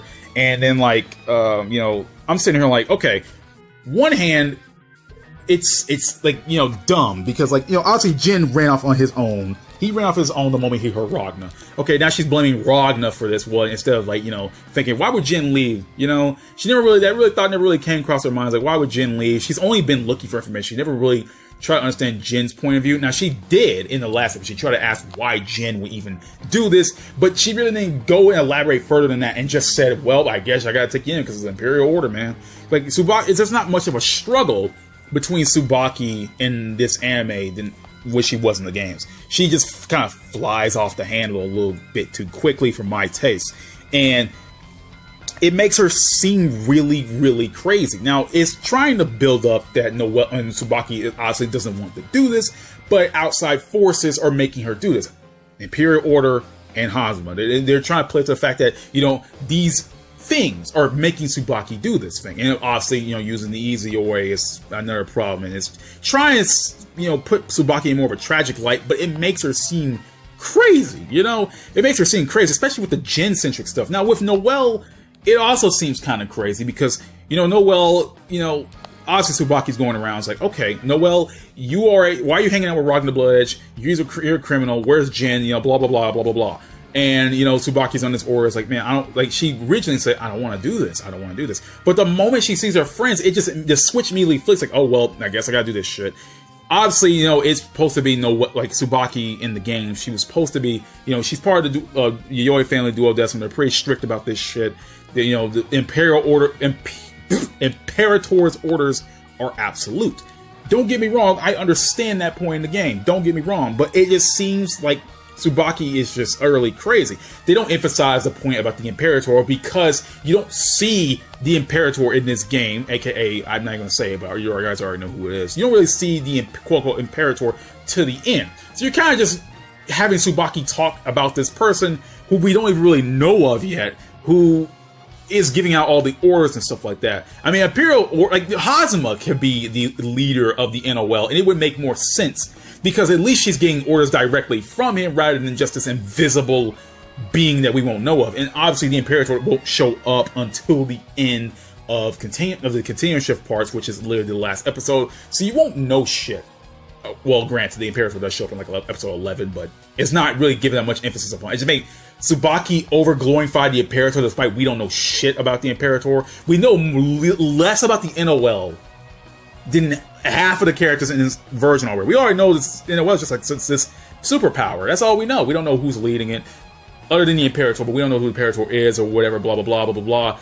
They're not really emphasizing the strictness of NOL. They're just making it seem like some kind of big military enforcement murdery kind of group, and it's, you know, well, was that, but like, damn, there was more to it than that. But otherwise, I'm out of here. I'm peace out. This review's been long enough. Alright, so my overall thoughts of the episode. So guys, we finally reached the 8th episode of BlazBlue Altered Memory, the best episode in the entire series. If you guys are watching, please like and comment, subscribe if you've been watching the videos prior already. So without further ado, let's get on to The Mechanical Soul. Again, the best episode in the entire damn series, dude.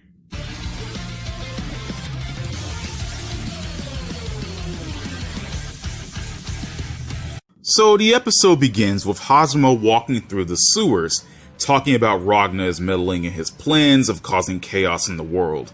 Out of nowhere, Arakune droops down and attacks Hazuma, screaming, "Azure, Azure." Hazuma attacks Arakune and tells Phantom, oh yeah, I forgot to mention that she was here before, and send him up above. Arakune is teleported down and slithers away, looking for the quote-unquote Azure. Back at her lab, Kokonoe drops some coffee on her sleeves and tosses her Kaka hoodie, hitting the transfer button and sending Lambda accidentally to Kagatsuchi.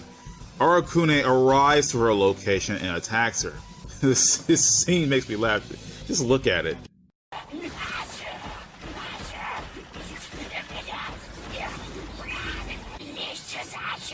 Danger level A. Imminent harm. Anyway, Ragna arrives just in time to save Lambda from becoming Arakune's food. Arakune sees Ragna and begins screaming Azure again. Ragna strikes Arakune, leading him to slip back into the sewers once again. Upon seeing Lambda's face, Ragna gets defensive. Meanwhile, Kokonoe suddenly realizes that Lambda finally went missing and decides to track her down from the safety of her lab. Seeing that Lambda isn't attacking him, Ragna leaves her be, but rushes back to her while she's on the ground. When he comes back, he notices that Lambda is looking down at a bug-like creature. While Kokonoe is hacking into the NOL's mainframe, just to later learn that everything is down, Lambda analyzes that the creature is called a Tartar, and that Ragna says that it must have come from Arakune, as word on the street is that Arakune has a bunch of creatures inside of him. Ragna asks Lambda for her name, but she couldn't say anything, as Ragna deduced that she couldn't do much without Kokonoe. Ragna decides to give her his name instead, and Lambda spells out his first name, grabbing onto him later. Since Kokonoe couldn't hack into the NOL mainframe, she calls in a favor. The scene cuts to Makoto and Noel. Wait a minute. Did Noel just sit there with Makoto and cry all night? You know, what am I kidding? Of course she did. Makoto tells Noel that she's been sniffing around and learned that Hazuma has no records regarding his past, and says that she doesn't trust Hazuma for a second, that there is something snaky about him. Okay, that was clever. Makoto mentions that Kokonoe at Sector 7 could take them in, but before she can elaborate further, all she says to Noel is to trust her, and that she can figure things out for both Noel and Tsubaki. Ragna and Lambda start walking together as he says he couldn't leave her alone. He has to rush back to her once again when he sees Lambda on the ground for the second time, watching the Tartar as she says that its vital signs are dropping. Ragna notices a cut on it and tells Lambda that it is dying due to that cut, and since it is away from Arakune, he guessed that the Tartar was getting nutrients from Arakune that is lacking. But Ragna commends the bug on from being a fighter for surviving so long despite dying. Ragna begins looking through the grass, so Lambda imitates him, tossing around random grass as well. Ragna tells her not to be so random and that he's looking for something called Aqua Leaf, so that they can use it to heal the Tartar. Ragna says that when he was training with Jubei, they never had medicine around, so if any of them got sick, the forest was their pharmacy, and that the Aqua Leaf should be around due to the light seether in the area. Lambda manages to find the Aqua Leaf, with Ragna saying that they hit the jackpot. Theory. Huh? Subject is male. Males are rare.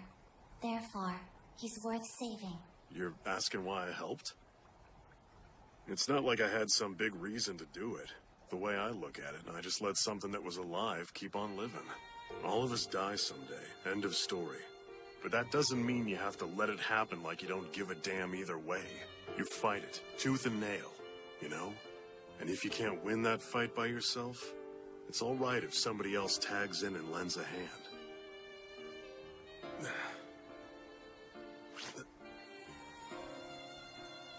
Ragna, did someone help you?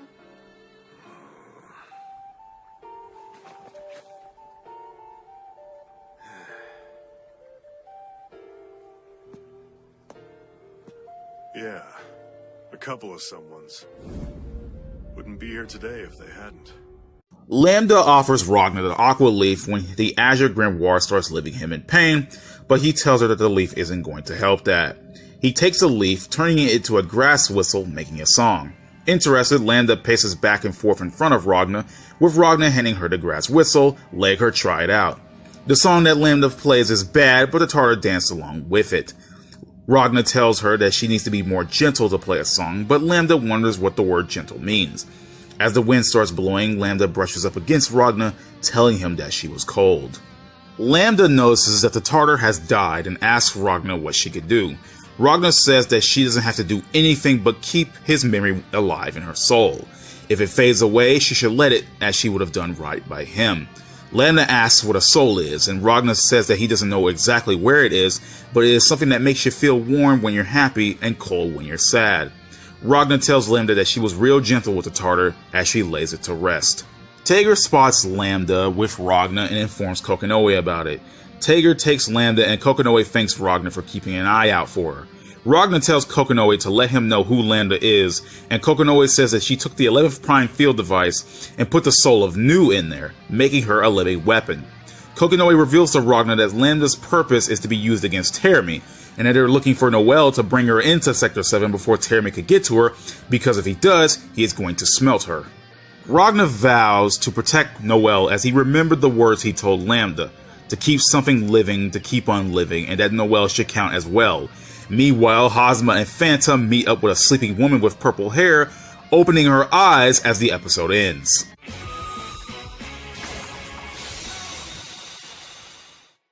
Now, for my overall thoughts of this episode. Honestly, this is the best episode that Ultramemory has had, and sadly enough, it's the best episode that Ultramemory will have for the rest of the series. Like, I just love this episode for the fact that this is what I really wanted out of Ultramemory, just good at character interactions and, just shit to happen.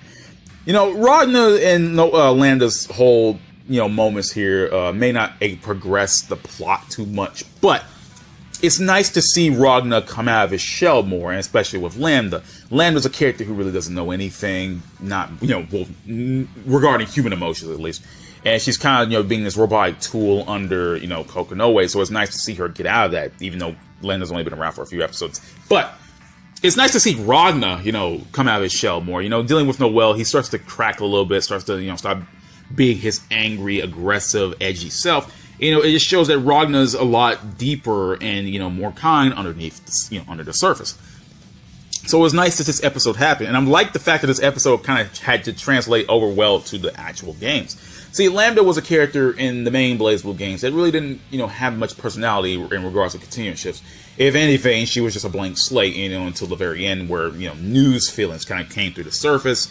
And it was kind of an odd feeling. Like, it was like Lambda's death was emotional, but at the same time, it wasn't really Lambda's death that felt emotional. It felt more like it was a byproduct of Nu.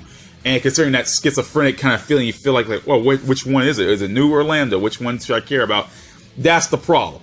So I like that Ultramemory did that really well. It made you care for Lambda as a character rather than, getting this weird feeling that is it Nu in the side of body of Lambda, or is it Lambda that we're supposed to be caring about? That's my main thing that I liked about this episode. It made you care more about Lambda herself rather than just, this weird amalgamation of both Lambda and Nu. So, yeah. That's one thing I like. And I just like seeing Lambda in the episode in general, man. She's a big cinnamon roll, and I feel like Ultramemory gave Lambda a ton of fans to begin with. I mean, this is insane, you know what I mean? And I like that. I like it. I really do like it. And I'm just happy about all this, really. I just really am happy about this. Because I had, like, no problems with this episode. Even outside of the Ragna and Lambda stuff, seeing Kokonoe constantly try to hack into a mainframe and fail at every attempt, and she's so sad she had to put this instant face on and try to convince Tager in order to go get Lambda for her, which makes me laugh. Like, she kind of swallowed her pride for a bit and asked Tager for help, which I find hilarious. I mean, granted, Tager does her dirty work, but she didn't really, ask Tager in some sad attempt. Is like, okay, Tager, I can't do this. Can you go get Lambda for me? So I like that as well. Like, this episode is all around good. And that's the first time I ever get to say that about Ultimate Memory.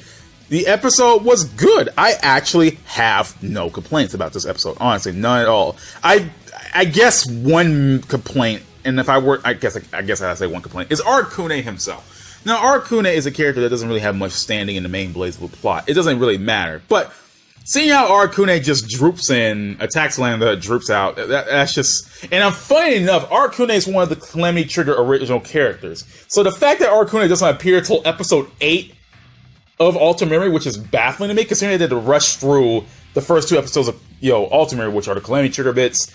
So seeing Arcana pop in this late, and now he kind of has no purpose, like, it's funny to me, because, like, the first time you really see Arcana is when Ragna meets him in the sewers, and then when he comes down, then Lychee's there, and then, Lychee prevents Ragna from attacking Arcana. Now Arcana is just here. So, I mean, to be fair, does anybody really care about Arcana? Honestly, like, I like the guy, don't get me wrong, but does honestly anyone give a damn? So, you know what? It's sad that he also gets gimped in the favor of other characters. Like, he is now at the level of Platinum and Krull in regards to plot relevance. And, I mean, they weren't going to be important to plot, but as for cameo-wise, you see these characters once and never see them again, and that makes me sad. But even Arcana makes me even sad. I like the guy. It's just, oh well, you know what? Whatever.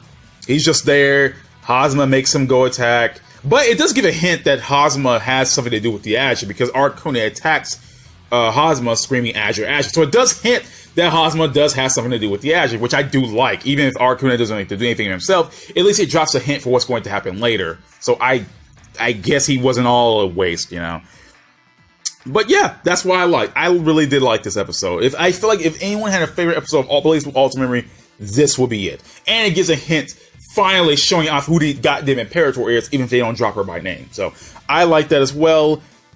Good episode. Honestly, great episode. Love it. I'm out of here. Peace out, everybody. Before this review the review portion wasn't going to be that long, honestly. It's an actually good episode. I have nothing to complain and whine about this time. So that's it. I'm out. Peace out, everybody. See you all next time. Sorry, this is a thing I didn't get to mention in the video proper. Forgot to mention this part, but Hazma did talk to Arcana about him messing with the boundary. And funny enough, they brought the boundary up like about 4 times in the series so far and have yet to actually explain what it is. They just say, oh, you've been messing with the boundary, or the boundaries did this, or the boundaries did that. Like, they brought the boundary, but never explain what it is or what's its purpose in the story. And that's all I wanted to mention. I just want to mention that it hasn't been explained yet. Sorry about this end part, but yeah, I'm out. I'm out, guys. Alright, welcome to episode 9 of BlazBlue Ultimate Memory. If you've been watching my videos, please like and comment and subscribe. And without further ado, let's begin with the episode.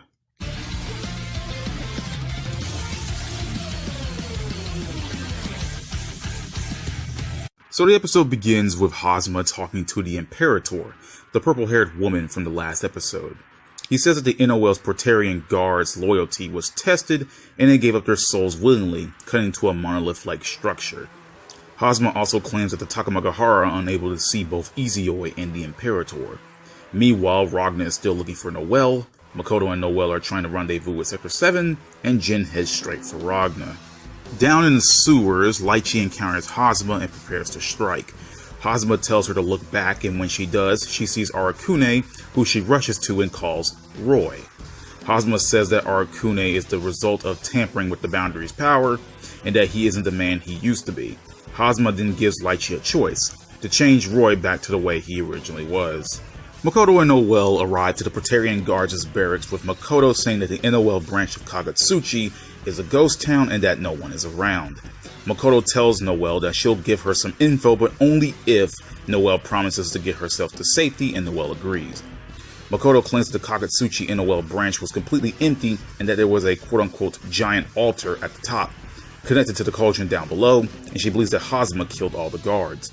Makoto gets into contact with Kokonoe, telling the professor that Noelle is with her, and Kokonoe has Tager try to rendezvous with the two women. As they're climbing the stairs to meet up with Tager, Makoto says that there are no records for a Captain Hazama anywhere in the NOL, with Noelle mumbling out the name Yuki Terumi. Makoto stops in her tracks, asking where Noelle heard that name before, but Noelle says it just popped into her head, and that Ragnar was yelling that name when he was trying to fight Hazama. Elsewhere, Ragnar is annoyed that he can't find Noelle, and yells at why he can't fight Terumi before he tries something. Makoto knows that Hazama's persona is a fake, so why is he wielding so much power within the NOL? She guesses that the Imperial order for Tsubaki to kill both Jin and Noelle came from him, not the Imperator. Makoto also says that everything is starting to connect. Tsubaki is looking for Jin is looking for Ragnar, and Ragnar is heading to the nearest cauldron, placing everyone in one spot. Once she realizes that Tsubaki is in danger, Noelle rushes off, but Makoto stops her due to the promise she made to get to safety. Makoto believes that Tsubaki is in a safe zone for now, and that Hazama won't rid of her until his plans are completed, with Noelle being offended that Makoto would even say that, being Tsubaki's friend. Makoto says that Noelle and Tsubaki are her best friends, and is trying to get him out of this mess. Jin continues in his pursuit of Ragnar, traveling through an empty NOL branch, and wonders why he can't draw Yukianasa. He runs into Tsubaki, for the first time since Takamagahara used Phenomena Intervention in episode 6, and she tells him that she joined the Zero Squad, telling Jin his crimes and telling him to relinquish his blade. When Jin refuses, Tsubaki asks why. Jin says that he has someone to find, and that when he lays his eyes upon them, he'll have his answer. Tsubaki resorts to using the Izuyoi, and the two bow, with Jin unable to draw Yukianasa. Tager arrives to the rendezvous point, but meets Hazama instead, telling Tager that his communications are down because of the Izuyoi, which I failed to mention because that's been happening for the past couple episodes. Tager and Hazama do battle while Jin and Tsubaki continue theirs. Her eyes begin to hurt as the Izuyoi begins to steal her light, but Tsubaki tells Jin that she's been doing this for the Imperator, a being of absolute justice, a being of light who condemns all evil and brings peace to the world. Though Jin asks what kind of crime that Ikaruga pulled to make them suffer, since they wouldn't bend to the Imperator's will, and that their homeland was annihilated because of it. Tsubaki simply says that Jin has more blood on him than her, due to him being the very person who won them the war against Ikaruga, but Jin tells her that a lot of soldiers within the NOL were opposed to the war, and were killed by the Zero Squad for it, the order enforced by the Imperator. Tsubaki continues to defend the NOL despite Jin's words on why the NOL is nothing but a hotbed of corruption. She mentions that power is the root of law, and that the use of force is order, which made Jin remember the words of Jubei about the power of order. Now realizing himself as the true arbiter of law and order, Jin's doubts are washed away as he finally draws Yukianasa once again, striking Tsubaki as his power has been greatly increased. Jin tells Tsubaki that the Imperator is an agent of chaos and will imbalance the world. Pushing her limits and not caring if she loses her light, Tsubaki increases the power of the Izuyoi and heads back onto the offensive. Jin defeats Tsubaki, telling her that she'll die for them, but what has the Imperator done to earn her loyalty, and that the Tsubaki he knew was much smarter than that. A defeated Tsubaki's outfit turns black as well as her eyes turn red, and she begins crying at how she lost both Jin and Noelle. Jin realizes his purpose in this world, and that before, Yukianasa controlled him, but now that the sword will obey his will, and that his true enemy has been found, his brother. Ragnar meets Jubei, who tells him that he doesn't have to win his fight, he just can't die. He tells Ragnar that if he dies, he's nothing more than a man who lets revenge take him over and get him killed. Ragnar waves him off and says that he isn't some kind of hero, that he's just some guy who's going to destroy a cauldron and kick some ass. Along with Rachel, Valkenheim appears with Jubei saying that the younger generation has to do things themselves. Noelle and Makoto arrive to the rendezvous point to see that Hazama defeated Tager. He turns to see the women and tells Makoto that she did a great job bringing the quote-unquote mannequin there straight to him. He says that he is going to beat Makoto to a pulp and take Noelle. Back at her location, Tsubaki prepares to kill herself since she's lost everything, but not before the Imperator comes down to her, telling Tsubaki that her life isn't hers to throw away since she exists for the Imperator's will, bringing new light into Tsubaki's eyes. Meanwhile, Ragnar finally arrives to the NOL, but encounters Jin instead, ready for the second round of their fight, ending the episode.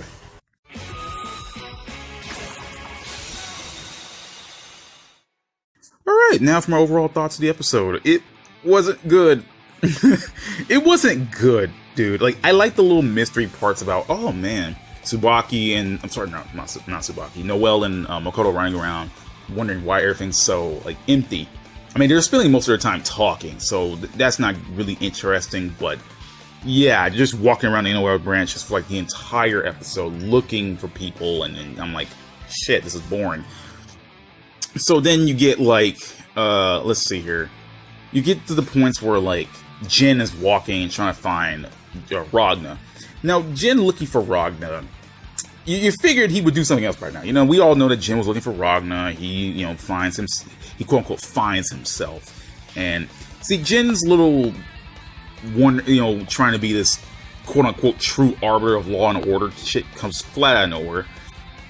And it makes you feel kind of schizophrenic. It's like, okay, Jin is a complete asshole, and, like why does he care now? You know, like, it feel like it abruptly comes out of nowhere. I get what they're trying to go for. They're trying to get to that part of the game. But it feels like it comes flat out of nowhere. Like, now Jin's like this good guy, knowing that Ragna is not really that much of a bad guy, and now he's just going to go crazy, kill him. Like, this is our hero. So, no, that doesn't work. And then, funny enough, it threw me for a little bit first that he met Tsubaki again and why they're talking this whole conversation, but I forgot that I had to mention the video that the phenomenon intervention was caused by Take Mikazuchi back in episode 6. Man, Take Mikazuchi, my bad. Take Magahara having in episode 6 is why Tsubaki and Jin met each other for the first time. So it's weird having these characters meet each other multiple times, and it's kind of throwing everything off, honestly. Like, I get it, they've done this before, but ugh. So Tsubaki continues to be the worst part about this, not even the worst part about this adaptation, but one of the worst parts. Tsubaki's actions are just, you know, crazy. You know, like, honestly, they got this whole thing where Tsubaki's, the will of the Imperator. And Jin makes a good point. Why would you be so loyal to someone who doesn't deserve it, you know? But Tsubaki doesn't really give an answer. She actually does not give an answer. All she does is, oh, law and this, law and order that. Tsubaki doesn't really have her backstory to make her reach this point. And even in the main BlazBlue games, they don't give really that much of an emphasis to why the Imperator is absolute in a way.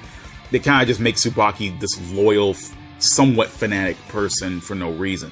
At least Tsubaki has some kind of standing in the BlazBlue games, even if it's not much. But in here, she's just completely insane. When Jin asks her a question to why the NOL is corrupt, why would you be loyal to this place knowing that you want to believe in justice, but the NOL is not, you know, all about justice? He even brings up something about Ikaruga. It's like, okay, well, why would Ikaruga have to suffer if they just didn't, you know, if they didn't bend their will to the Imperator? Why was Ikaruga suffering despite them being innocent people? And Tsubaki didn't have an answer for that. She just literally just tried to push it back on Jin to, like, well, why are you doing this? Well, you're the one who wants the war in the first place. And it's like a back and forth kind of thing, but it makes Tsubaki seem super crazy. Like, she was like that in the original BlazBlue games, but at least you could somewhat understand why she would act this way. Here you don't. She's just this insanely loyal person for absolutely no reason. There's no reason to why she's super loyal in Ultimate Memory. No reason whatsoever. Law and order, justice this, justice that. You know, Jin is in the right for once, despite me not liking Jin much in this episode either. But I would have to give Jin props for being the right one in this situation. He's actually trying to question Tsubaki. He's like, why are you doing all this? What's the point of doing all this? And Tsubaki doesn't have an answer. And she eventually just tries to kill herself. And I'm like, okay, I kind of get it. You know, like, they have some dishonor, you know, try to kill yourself because you didn't, you know, fulfill your honor or whatever. I just find it hilarious. And then, like, you know, Jin's all like, well, shoot, the sword won't obey me. And I'm like, see, the thing is, Jin's doubts and stuff really don't make sense in this episode, in the series at all, you know? Jin, okay, goes to fight Ragna.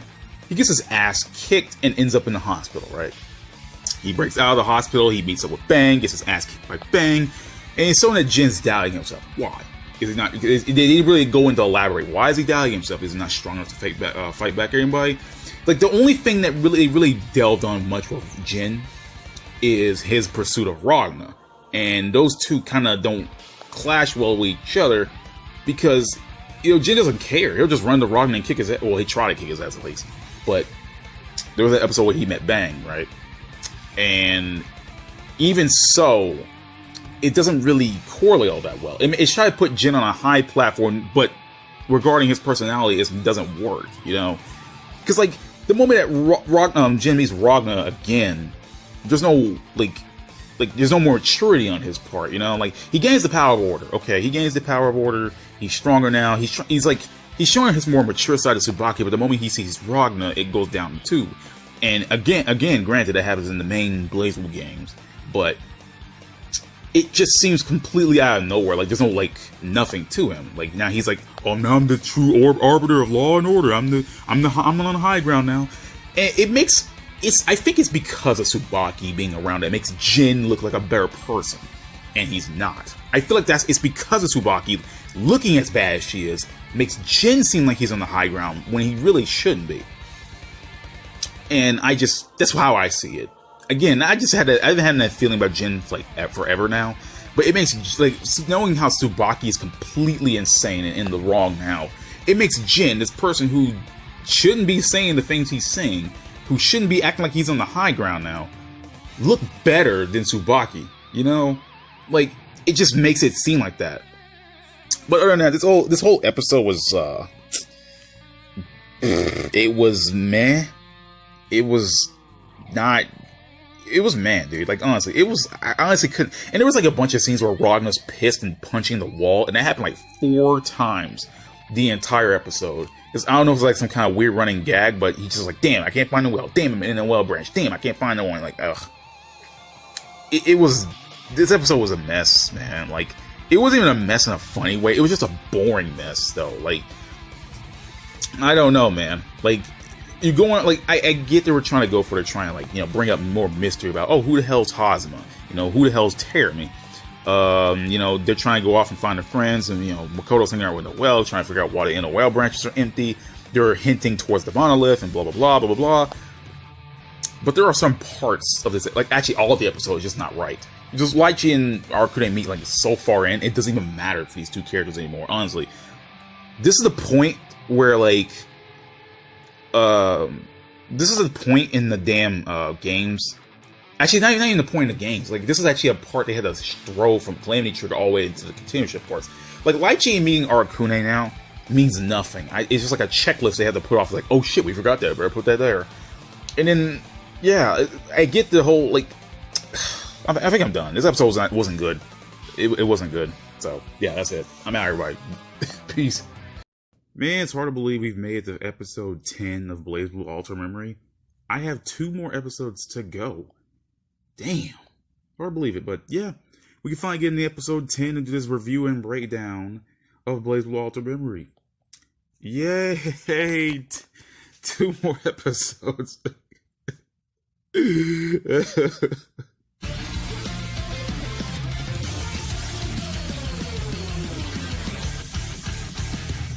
So the episode begins with Rachel speaking to Takamagahara. To keep the world going on the correct course and eliminate its current destiny, the power of order, meaning Jin, must defeat the current form of the black beast that exists now, meaning Ragna. Rachel refers to the master unit, calling it a she, and saying that she must desire something beyond this repetitious flow of time, though Takamagahara claims that their plans are different and that they're going to appraise the Continuum Shift event, changing it as needed until a perfect outcome is found. Rachel mocks him on how Terumi got out of their binds, though Takamagahara tells her that he is acting within their expectations and that Rachel herself seems to be more unpredictable than Terumi, as they ask her if she's going to go against her duties and interfere yet again. Rachel claims that she is the rightful owner of the Tsukuyomi unit, and as such, defending the master unit is her reason for being, and that the future that Takamagahara wants is dull. Ragna and Jin begin their battle, with Jin much stronger than last time, effortlessly overpowering Ragna. Jin claims that the truth is known to him now, that Ragna is chaos personified, and that the root of all evil in this world stems from Ragna's very existence. Back at the rendezvous point, Hazma tells Noelle that the entire Continuum Shift event was prepared just for her, even going on to berating Makoto for being in the contact with Sector 7. Hazma sneaks behind the women, knocking Makoto down and leading Noelle to summon her Bulwark to attack Hazma. Makoto gets back up and the two girls begin their showdown with Hazama, who slips into quote-unquote Terumi mode and easily dispatches the two. Terumi begins to torture Makoto and even tells Noelle that he'll drop her below to her death if Noelle approaches him. He quote-unquote praises Makoto for still being alive, as he claims that a human would have had the good sense to die already, with Makoto being a beastkin and all. Terumi tells Noelle that she shouldn't even exist, as she screwed up everything for just being around, and because she exists, Tsubaki became who she was. He tells Noelle to look upon the truth about how things should have been, and Noelle sees visions of the past with her friends without Noelle around, including Tsubaki by Jin's side. Terumi calls Noelle a mistake and spills that both the Azure Successor and the Calamity Trigger are Noelle herself. Terumi places his hat back on, which reuses animation from episode 3 of all things, and Hazama comes back out, dropping Makoto to her death. Noelle calls Hazama a bastard, just hearing Noelle curse in any fashion is so weird, and points her guns at Hazama, furious that he killed Makoto. Full of glee, Hazama tells her to feel the hate and pull the Calamity Trigger. Anyway, Noelle gets angrier and angrier, telling Hazama that she hates him and is going to kill him. But then Noelle breaks as she slips back into her robo mode. Hazama takes this as a sign that Noelle finally removed the limiters on Bulwark, as she mumbles out that she hates everything and that the world she hates is useless, with Hazama agreeing to all of it. A large cocoon-like object emerges from the magical circle from behind Noelle, opening itself up and pulling her inside, with Hazama saying that now he has control over everything, laughing as the cocoon ascends the sky. Noticing the rumbling, Ragna attacks Jin and ditches his fight with him. Before Jin could pursue Ragna, Jubei appears and tells him to head to the cauldron below if he wants to finish his fight with Ragna. The altar finally reveals itself, with the cocoon at the top of the monolith. Ragna arrives to Hazama's location, demanding to know where Noelle is. Hazama points at the cocoon, with Ragna noticing that it is a cauldron, and with it, Noelle is going to be smelted. Enraged, Ragna begins fighting Hazama, as Ragna tells Noelle to hang on as he activates his Azure Grimoire, though Hazama starts activating his own Azure Grimoire, shocking Ragna. Ragna's power was then cancelled out, with Hazama growing a smile on his face. Meanwhile, Hakumen is still tracked by Kokonoe. Rachel teleports to him and informs him that Terumi has captured Noelle.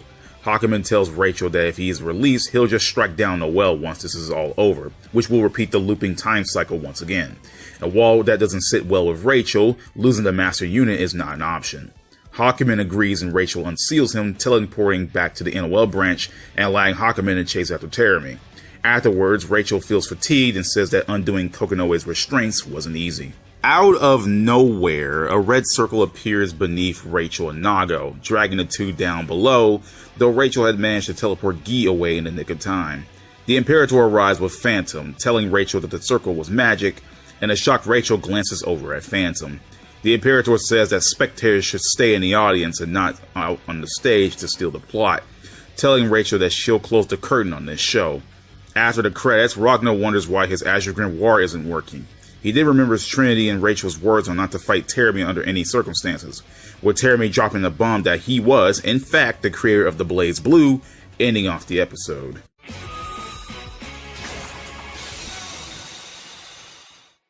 Alright, overall thoughts for this episode. Honestly, I don't know what to feel. I know this is the episode that tries to, ramp everything up.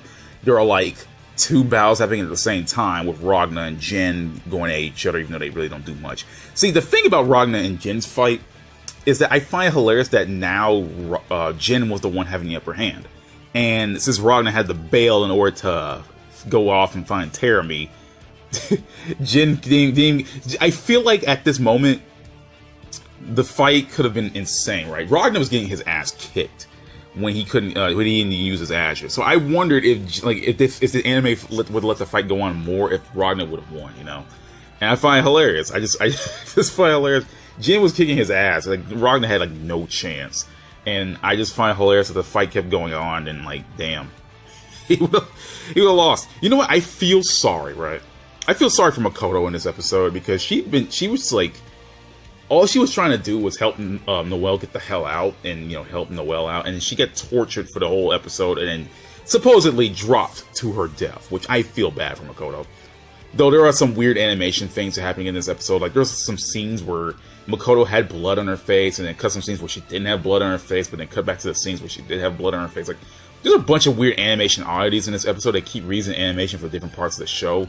Like, there's a scene where Terumi, I guess Terumi putting his hat back on to signify Hazama's coming back out. They reuse that same thing from episode 3, which I'm like, what the frick? Like, this anime does reuse a lot of, like, animation for different episodes, but, like, it's just so weird seeing it again, and I clearly know what episode it's from. God damn it. But anyway, yeah, like, you know, the whole point of Takamaka Heart, they were trying to, like, okay, look, in order for this world to get saved, we need Jin to kill Ragnar. That's how all it is. It's... I just find it funny that Takamaka Heart are trying to lay down this stuff, and Rachel's like, God, y'all suck. Why is your world suck? Y'all just keep trying to come with these plans, and they're all awful. Oh, man.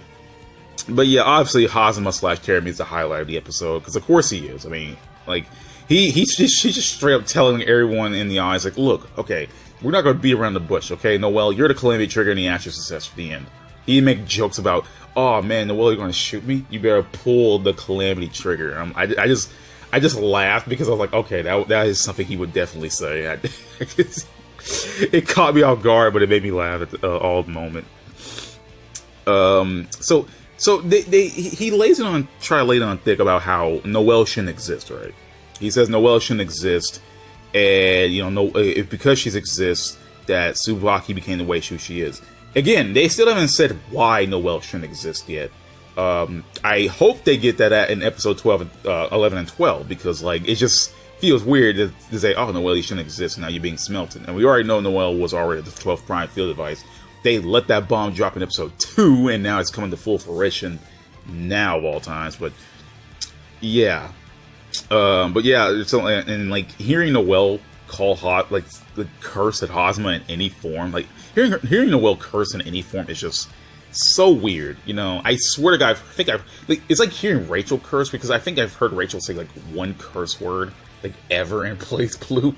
So hearing Noelle say it is like so weird. But yeah, the episode was okay. Seeing Makoto and Noelle fight together against Hazama, the fight was kind of jank at some points, but it was just funny seeing them fight, and then like right as Terumi came, like, okay, like he's like F it, like, and it just beats the shit out of Noelle and Makoto. It's funny. But yeah, of course, again, Hazama / Terumi is the highlight of one of these episodes. Otherwise, the episode's okay. Like they're dropping hints for stuff that like it's weird, you know, like they're trying to drop hints about these things working. Hakim has been tracked by Kogadoi this entire time, so that now Rachel kind of has to undo his seals, and then now she's weak and fatigued enough to get captured by the Imperator, which, I mean, okay. But yeah, the Cocoon pulling Noelle in, it was okay, you know. I honestly don't know what else to say. This episode was alright. Like, there was a bunch of stuff that happened in this episode, but it's not much to talk about, which is weird, you know. Like, most of it was just actually fighting. For once, most of it was like, I think like half the episode was just fights alone, kinda. But yeah, that's the end of episode 10. It was okay. Noelle slipping into a robot mode and saying she hates the world was what Christina V did a really good job. Like, Christina V just knows what she's doing. Like, you know, just showing her anger through Noelle and getting pissed off about out at Hazama, which was really well done. I feel so bad for Makoto, man. Like, god damn it. She got her ass tortured and then supposedly dropped to her death. So, poor Makoto, she doesn't deserve this. She tried to do everything she could and got wrecked anyway. And obviously, I feel bad for Noelle, too, because I actually somewhat care about Noelle more in Ultimate than her main game counterpart, which is sad. And I feel bad for Noelle getting stuck into this bullshit, too. But hey, you know, what can you do? This is the world of BlazBlue. What can you do? But yeah, that's like here's the thing. Like, I find it funny that Hakuman himself was like, you know what, I'm just gonna cut down Noelle anyway. I mean, shit, I mean, of course, I gotta do it. And like, he knows the time will start looping again, and like, okay, whatever, I'm just gonna do it anyway. Like, I don't think Hakuman even cares, but still, I just find it hilarious. But yeah, episode 10, it was okay. I mean, it's leading to episodes 11 and 12, which Honestly, not gonna lie to you. Episode 11 is a drag, but yeah, we'll see it when we get there. So see y'all next time. So we did it, guys. We finally reached episode 11 of BlazBlue Alter Memory. One more episode to go. This is the second to last episode. Holy hell. Hard to believe we made it this far, but we're so close to being done. I can just feel it. But yeah, episode 11 of BlazBlue Alter Memory. Let's get the show on the road.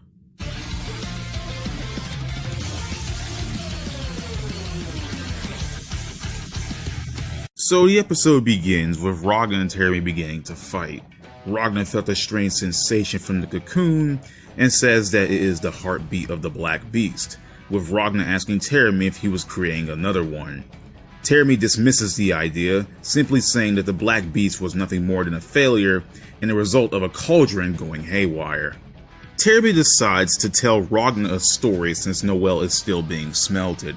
He says that a long time ago that mankind found the plane of existence known as the boundary, and that the gateways that led there were called cauldrons. Within the boundary, an energy source was discovered, called Seether, that people use for just about everything nowadays. Teremy claims that Seether is actually something called an artificially created particulate program, and that the entire world is made of Seether itself, which makes it a big deal. Around that time, humanity also discovered the Master Unit, which was an all-seeing entity that can manipulate Seether, so humanity sent the very first boundary interface prime field device to make contact with the Master Unit, though she became the Eye, and later an Observer, which allowed her to replay any event over and over again until she gained her desired outcome. As humanity deemed it risky, they tossed the prime field back into the boundary, but the data left behind gave them ideas, with one of these ideas leading them to create the Takamagahara system.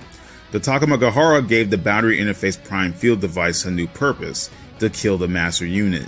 The Murakumo unit also came into being as it was based off the sealed armament Ezeoi, since the Ezeoi was the weapon that killed the first prime field device, but no one could defeat the Master Unit without the power of the Azure, the root of everything that hides deep within the boundary.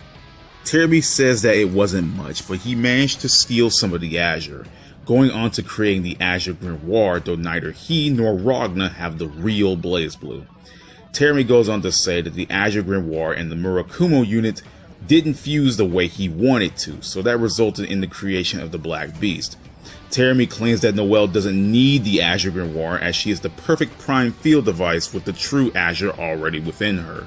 Teremy calls out to Noel, telling her to awaken as a Murakumo unit, and yelling that the world is filled with lies, lies, lies, lies, lies, lies, lies, and is going to show everyone the truth called despair. Teremy declares that in the name of Susanoo, she is a Murakumo unit no longer, that she's Kusanagi, the god-killing sword. And now with Noel as Kusanagi, Teremy finally has the true Azure in his possession and can kill the Master Unit Amaterasu. Teremy sends Noel off to the underground cauldron so that she can go and kill Amaterasu. Overseeing Ragna and Teremy is Lambda, who Kokonoe tells that when Teremy attacks Ragna, it will be a very brief moment where all of his focus is directly on Ragna, and in that moment Lambda has to take out Teremy or it's all over. Noel reaches to the cauldron below but encounters Hakumen instead, her calling him Susanoo, and as a Sankishin he must be killed, leading the two to engage in a fight. Keep in mind that we haven't been informed of what a Sankishin really is yet, despite being mentioned 3 times already. Ragna and Teremy continue fighting, with Ragna being outclassed by his opponent. Teremy looks up at the sky and says that he knows that Takamagahara is watching all of this. Ragna gets back up as he remembers his words about Jubei telling him that he doesn't have to win, he just can't die. Ragna calls himself a sore loser and prepares to attack Teremy once again, telling the man that he is going to protect Noel, end of story, despite Teremy telling him that Noel is nothing more than an experiment created in a lab. Teremy mocks Ragna for being such a great quote-unquote protector, considering that Noel is now Kusanagi and Rachel is now stuck in a magic prison for all eternity. Seeing Ragna get beaten by Teremy angers Lambda, though Kokonoe keeps telling her to stay put until the right moment. As Teremy launches a final attack to kill Ragna, Kokonoe finally sends Lambda down to kill Teremy, but unfortunately, Lambda is struck by Terami's attack instead. Despite her chance to take out Terami failed and her heavy injury, Lambda is still willing to risk it all to finish off Terami.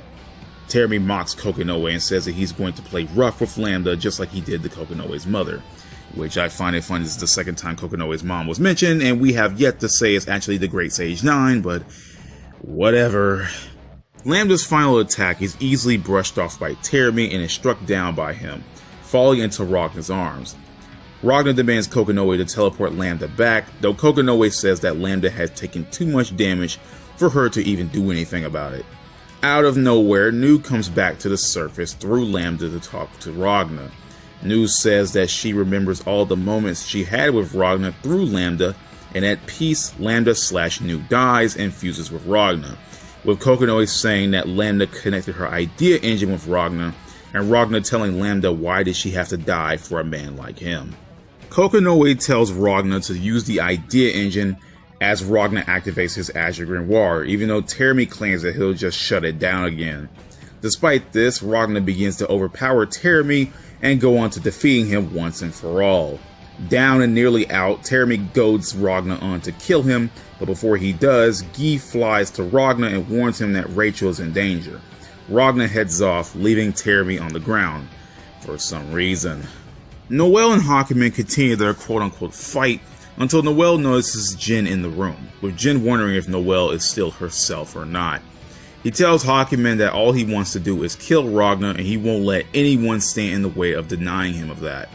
He also tells Hakumen to go away as he claims that relics from the Dark War aren't welcome here. Using his power of order, Jin declares Noelle is now an evil that must be destroyed, and he draws his Yukianasa. Ragna and Guy travel to the area where Rachel and Nago got trapped by Phantom and the Imperator, and Ragna manages to save the two. Rachel notices that something has changed within Ragna, though Ragna was more concerned about Rachel not thanking him for saving her. Ragna heads off, saying that the two of them have to go save Noelle. Back at the Cauldron, Jin is tiring in his fight against Noelle, though he stops Hakumen from stepping in. Jin is then attacked by one of Noelle's swords, but he is then saved by Ragna. The two of them team up to fight back Noelle, ending off the episode.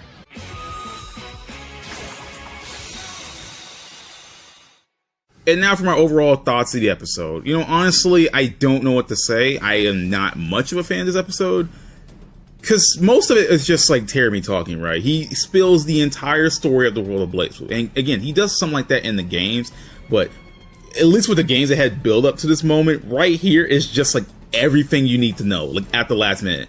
He finally explains what Seether is. He finally explains what the boundary is. He finally explains what the purpose of the prime fields are. He finally explains what the hell Takuma Gahara is all about. He finally talks about the master unit. He talks about Easioi and his main purpose for Easioi. He talks about the Azure for the first time. Like, everything that's been built up the entire time was spilled by Terami all at the last minute, right? All of it, every single thing. Like, they kept dropping names about, like, literally everything. And it's like, Terami's like, oh, I'm gonna just tell you a story since, you know, smelting is still going on. I might as well just tell you a story, Ragna. Haha. He spills with about the Azure Grimoire, what the hell it really is. Like, it's too little too late for nearly all of this, you know? And it's like at the last minute. Like, while Ragna and Terami should be fighting to the death, while Noelle is being smelted, and obviously, Noelle, like, obviously her being smelted is a bad thing, right? You're not supposed to have her smelted. Ragna is just sitting here listening to Terami do his little story instead of attacking him. So, you know, literally Terami was just stalling for time, obviously, and Ragna just stood there and was like, I guess I'll just listen to him and shit and know the whole story. No, what Ragna should have been doing is attacking Terami. But, you know, whatever. I mean, there's no, I don't think he could have really done about the... You know, whatever, there's no point. I mean, he could have just smashed the Cauldron if he could have, but, you know, whatever, there's no point talking about that. Anyway, so he goes on his speech about, you know, lies, filled despair. Noelle's now Kusanagi. He tells Kusanagi to go off. You know what's funny? I find it hilarious they haven't dropped name Mu 12 this entire time. Like, I've been skimming through this whole anime and I have yet to actually say Mu's name, which is crazy because I've been calling her Noelle this entire video because I didn't feel safe calling her Mu, and I didn't feel like saying Kusanagi all the time, so I just called her Noelle. Oh yeah. The San Kishin kept getting name dropped despite no one knowing what the hell the San Kishin is. They've mentioned the San Kishin 3 times and have yet to actually say what they are. Like, all we know is that Susanoo, aka Hakim, is one of them. That's it. They didn't say if Tsukuyomi or Amaterasu was one of them. No, they just said Hakim is one, and that's it. So, yeah. Again, I feel sorry for the person watching Ultimate Memory for the first time, not understanding what the actual hell is going on. And even before all that, right? So, now we get to a point where Lambda technically dies, right? They do it in the games where Nu was technically living through the experience of Lambda, right? And despite Lambda's death scene supposedly being sad, considering that Nu was the one technically, like, being overridden and the one living the experiences through through Lambda, it cheapens the experience, you know? Like, we were led to believe that Lambda could be her own, considered her own person, right? In Ultimate, right? You know, Nu's gone, even though her soul is in their memories and whatnot. It's essentially used as a way to keep Lambda upright as a puppet of sorts, right? That's what's, you know, being treated as, while Lambda's her own person. But Nu comes back, like, at left field, right? She comes back, despite Lambda being somewhat her own character the entire time, right? Nu comes back now. It's like, well, shit, you know, oh, hey, Rog, now it's like, there was, like, no hint of Nu coming back at all through Lambda. Now, if there were some signs that, you know, Lambda was showing that she was, you know, spilling some, you know, spilling some new words, or, like, you know, acting like Nu for a little bit and noticing that someone was off, then I could believe it more. But considering this happens in the games too, I can't blame the anime for this, like, version. Actually, I can blame the anime, because the anime puts more emphasis on Lambda as a character rather than her just being a vessel for Nu, which technically Lambda is just a vessel for Nu's soul. But they treat Lambda as her own person coming through the surface. But in the end, it feels like it cheapens what Lambda's character was, just replacing her with Nu at the last minute. Though I find it funny that Ragnar never referred to Nu once when Nu came back. Now he kept saying that this was for Lambda, I'm doing this for Lambda. So I kind of find some kind of solace in that Nu wasn't what Ragnar was thinking of when trying to, you know, defeat Terami. So I like that a lot more than just saying, oh, this is for Nu, Nu is for this. Like, I just kind of like that better, because when Nu coming back through Lambda and making it seem like Nu was there the entire time really cheapens the moment of when Lambda's dying. Again, that happens in the games too, but, like, they put more emphasis with Lambda on in Alter Memory than they really did in the games. Well, Continuum Shift at least, right? And I like that a lot more than what they've done. You know, I kind of liked it better. Now, if they just completely didn't have Nu override Lambda at the last minute, then yeah, I totally like that way more, and it would feel more emotionally invested. I would feel more, you know, I mean, I just never liked that idea of having Nu come to the surface at the last minute. I would prefer if Nu was just straight up dead and her soul was just used to keep Lambda alive. I would have been perfectly fine with that. I mean, they did drop hints that, yeah, Nu's memory is still within Lambda, but, like, Lambda never really displayed much of that throughout her time with Ragnar. She did care for Ragnar, but it felt natural that she grew to care for Ragnar rather than just Nu's memories and soul manipulating her emotions to feel that way. That's what I don't like. But I did like Lambda's, you know, Ragnar doing all this for Lambda, not Nu, which I did love. So yeah, Ragnar's okay. So moving on from that, Ragnar's fight with Terami is terrible. I will get in the moment of that. His fight is terrible, right? I will say this: terrible animation. Actually, not even terrible animation. I think the lack of animation is just the problem. Like, Ragnar beats Terami in one attack. The end. He crushes him with his giant. I don't even know what that was supposed to be. I think that was supposed to be like Devoured by Darkness, but. It just reminds me of Moo's freaking Astral Heat from Continuum Shift, where she summons that big hand and it slashes us, like, before it was changed into, like, you know, she summons a bunch of swords down. And Continuum Shift, Moo's Astral is just a big white hand, and it just picks up a sword, slashes your opponent, and kills them. That's what Devoured by Darkness looks like in the anime. It's just a big hand, and it just makes me laugh. Yeah. But anyway, yeah, Ragnar's fight with Terami is pretty awful. Like, trying to cut out all the scenes that involve Kusanagi, quote unquote, is mostly just Terami talking shit and giving Ragnar the rundown on the story of the world of sorts, about the, you know, information about the Boundary, Seether, Primefield, Amaterasu, yada yada. And the actual fight itself is pretty terrible. Like, Ragnar gets his ass kicked the entire fight. Okay, fine. No struggle on Terami's part. Then Ragnar gets the Idea Engine and beats him in one hit. And the worst part about it is, because the life link was only mentioned once, right? Okay, keep in mind, this happens in the game too, but see, the main reason why Ragnar couldn't kill Terami is because he life linked with Noelle, and he technically was immortal. That's why he left Terami there in the games. In the anime, Ragnar just leaves Terami there. Like, after all the shit Terami pulled, he was going to kill Terami, but Guy came in and it's like, okay, Rachel's in danger, we gotta go. Ragnar just leaves him there, right? And no mention of the lifelink, which means the whole purpose of Ragnar killing Terami was thrown out the window. It just made Ragnar seem stupid to keep Terami alive. You know, there was like no big speech about, oh, how revenge was going to getting revenge wasn't going to satisfy you, because obviously we hadn't hit the Chronophantasma yet. So technically, Ragnar just let Terami go. For no reason. Despite Terami being blatantly pure evil, despite him killing Lambda, he just lets him go. And it made Ragnar seem like a complete... Oh, and despite him killing the sister, destroying his home, kidnapping his sister, turning Noelle into Kusanagi, Ragnar just lets him go. And it just makes Ragnar look like an idiot on the part of the writers. Like, it just makes Ragnar look like an idiot because they never established the life link yet. And that kind of pisses me off. But yeah, there's also the fights, quote unquote, the fights between Jin and Noelle, which keep getting cut away. Hakumen, it would have been cool to see him fight Noelle, but we don't get to see that. We don't get to see Jin fight Noelle at all. They're just cut back and forth, just to show them on the back end. And yeah, it sucks. This episode wasn't very good. The only thing I really did like was Ragnar fighting for Lambda. And Ragnar remembering his moments with Lambda, and Terami being a ham, even though those are the only moments I liked. Honestly, in this entire episode, that's the only moments I liked. This episode wasn't very good to me. Like, you figured the episode to the very end would have been like the sickest shit ever.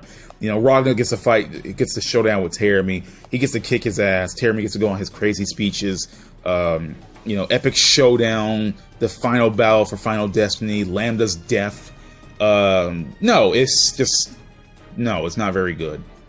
Not good at all. I didn't like this episode, not gonna lie. Like, there's so much that could have been done here to change it up from the game's adaptation, but it wasn't. It done it way worse than I could have possibly imagined. So yeah, this episode wasn't good. So high hopes for the final episode. So yeah, this is in episode 11 of BlazBlue Ultimate Memory. Peace out, everybody. So, episode 12. I can't even believe I made it this far, honestly. I wasn't expecting to be as committed as I was to finishing Ultimate Memory in this form of breakdown and reviewing it. Damn. Hard to believe that. This ain't the final video, though, but this is the final review and breakdown of BlazBlue Ultimate Memory. I think my final video will be my overall thoughts of the show as a whole. So, we gotta keep out for that. But yeah, this is the final breakdown review of BlazBlue Ultimate Memory. The final episode.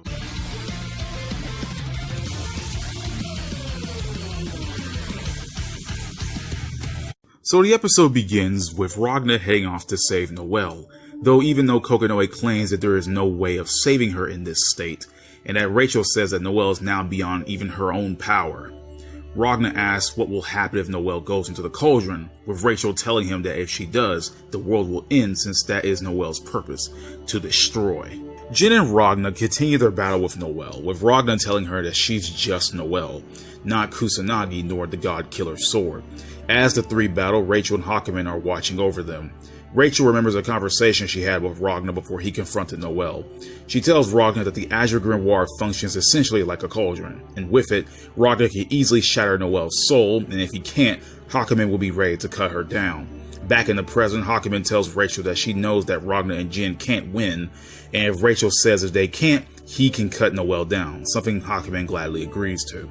Noelle expresses her hatred towards the world and everything in it, that everyone is two-faced and that everything is a lie and that she needs to destroy it all. As Noelle summons her large blaze, she says that she hates the world and the world hates her. Noelle throws her large sword down, hitting Ragna directly, but despite that, he stands back up once again, fighting back against Noelle's laser barrages. Listen, you. Survival of target confirmed.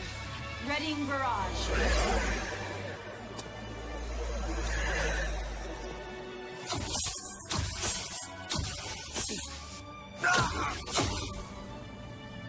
I've given you a lot of grief about being an idiot, Noelle. But at the end of the day, it's you being gullible and kind and honest that I really like. They're rare, you know? How can you say you've lost hope when you are that hope to the people around you? If you looked at the world that close, you must have seen the good things about it too. The last couple days since I met you, I figured out some stuff about myself. No use. All that made her Noelle has been cast out. So what? That's it? You're giving up? What about the folks who care about you, huh? They all die because life ain't perfect? I am not a human. I am a doll. One that will destroy everything. I hate the world. I hate it. The world and everything about it. Shut up. I don't give a damn whether you were born or put together in a lab. You're a person. Do you hear me? You're Noelle Vermillion, damn it! As Noelle charges her final attack, Ragna charges at her, telling Noelle to snap out of it. Lambda's spirit appears next to Ragna, with Ragna telling her to tag in, activating the idea engine and reversing the output of it in an attempt to revert Noelle back to normal, and telling her that he isn't giving up.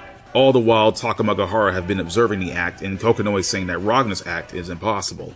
Ragna tells Noelle that no one chooses their destiny but themselves, with Ragna also saying that he knew that Noelle called out to him as she was being pulled away into the cocoon to let him know that it wasn't too late. Ragna had successfully managed to save Noelle at the cost of his arm. Takamagahara are surprised that Ragna defeated Noelle, but it isn't their desired outcome. They discuss that if Noelle loses her powers, they can inherit the Azure instead, which they all agree on. Before they actually do anything, Terami's voice calls out to them. Terami appears to Takamagahara in a ghost-like form, and tells them that he had managed to get there due to Ragna, since during the time Ragna was fighting Noelle, all of their eyes were off him for a bit, and that gave Terami enough time to arrive to Takamagahara.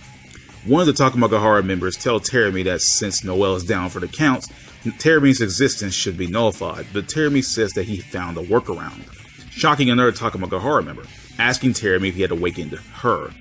Terami has Phantom infect them all with a cognitive virus with so many mathematical equations that will theoretically cause them to spend all of eternity to solve them all, allowing Terami to wipe them all out in one shot.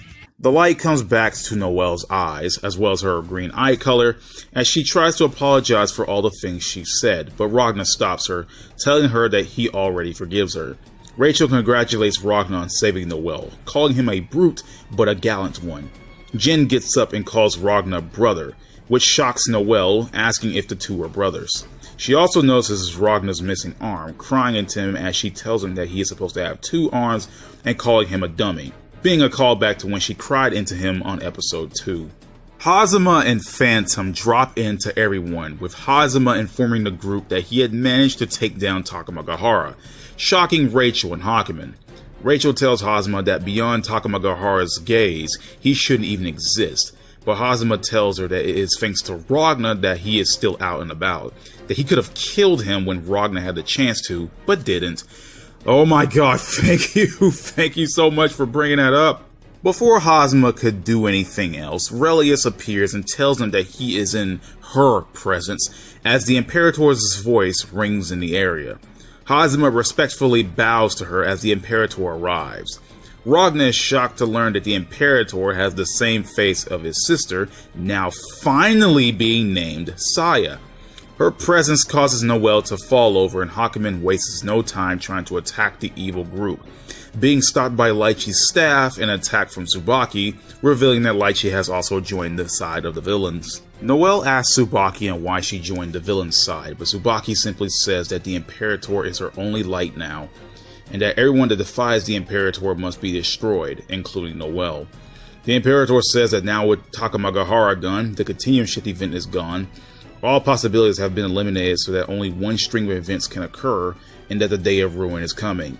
She tells Rachel that all of her efforts to stop her were useless, but Rachel tells her that the future will come, and when it does, the Imperator will not be around to plague it.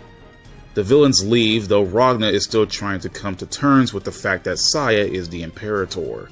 As the ending theme plays, Tager is rescued and Noelle awakens in a hospital bed on a ship. Makoto comes into the room, bandaged up, with Noelle telling her that she wished she could have said goodbye to Ragna, with Makoto asking her if she wants to tell him, but Noelle says no, knowing that she and Ragna will cross paths once again.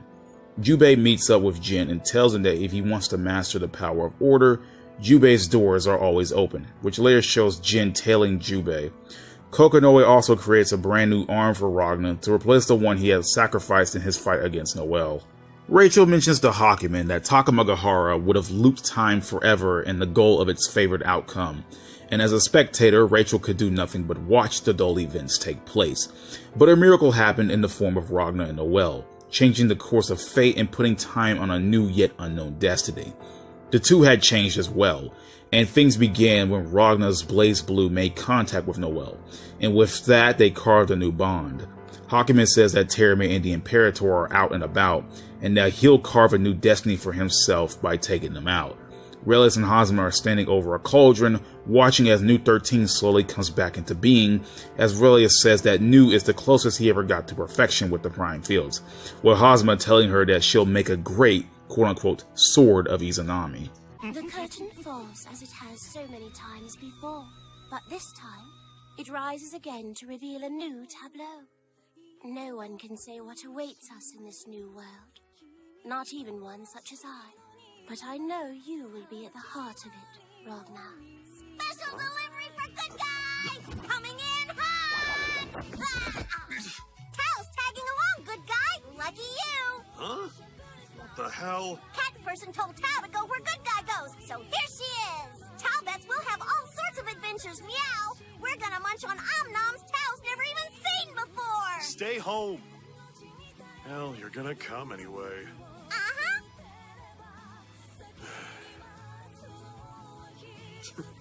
Moving out, Taukaka. Where are we heading, good guy? To Ikaruga. The path will be rocky. You will struggle and suffer and grasp as though blind. But throughout all your trials, one certainty will ring true. At the moment that this new world came into being, you won us a measure of hope. Whatever may happen next, be brave, Ragna the Bloodedge, and protect that fledgling hope. For all of us.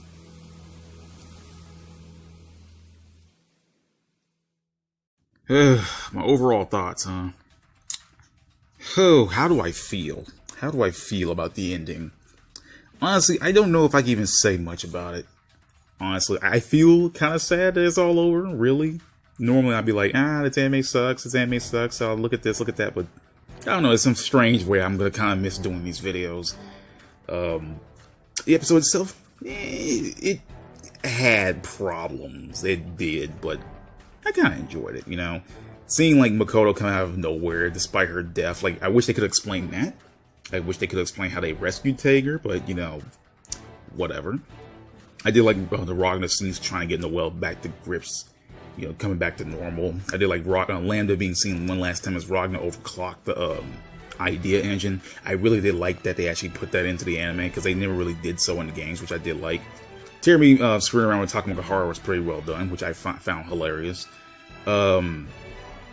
Seeing Lychee on the villain side made no sense. I mean, I get that, you know, they showed earlier that that Hazama was trying to, like, you know, get Lychee to get him back to normal, but it didn't really lead up to that. It's just now she's a villain, you know.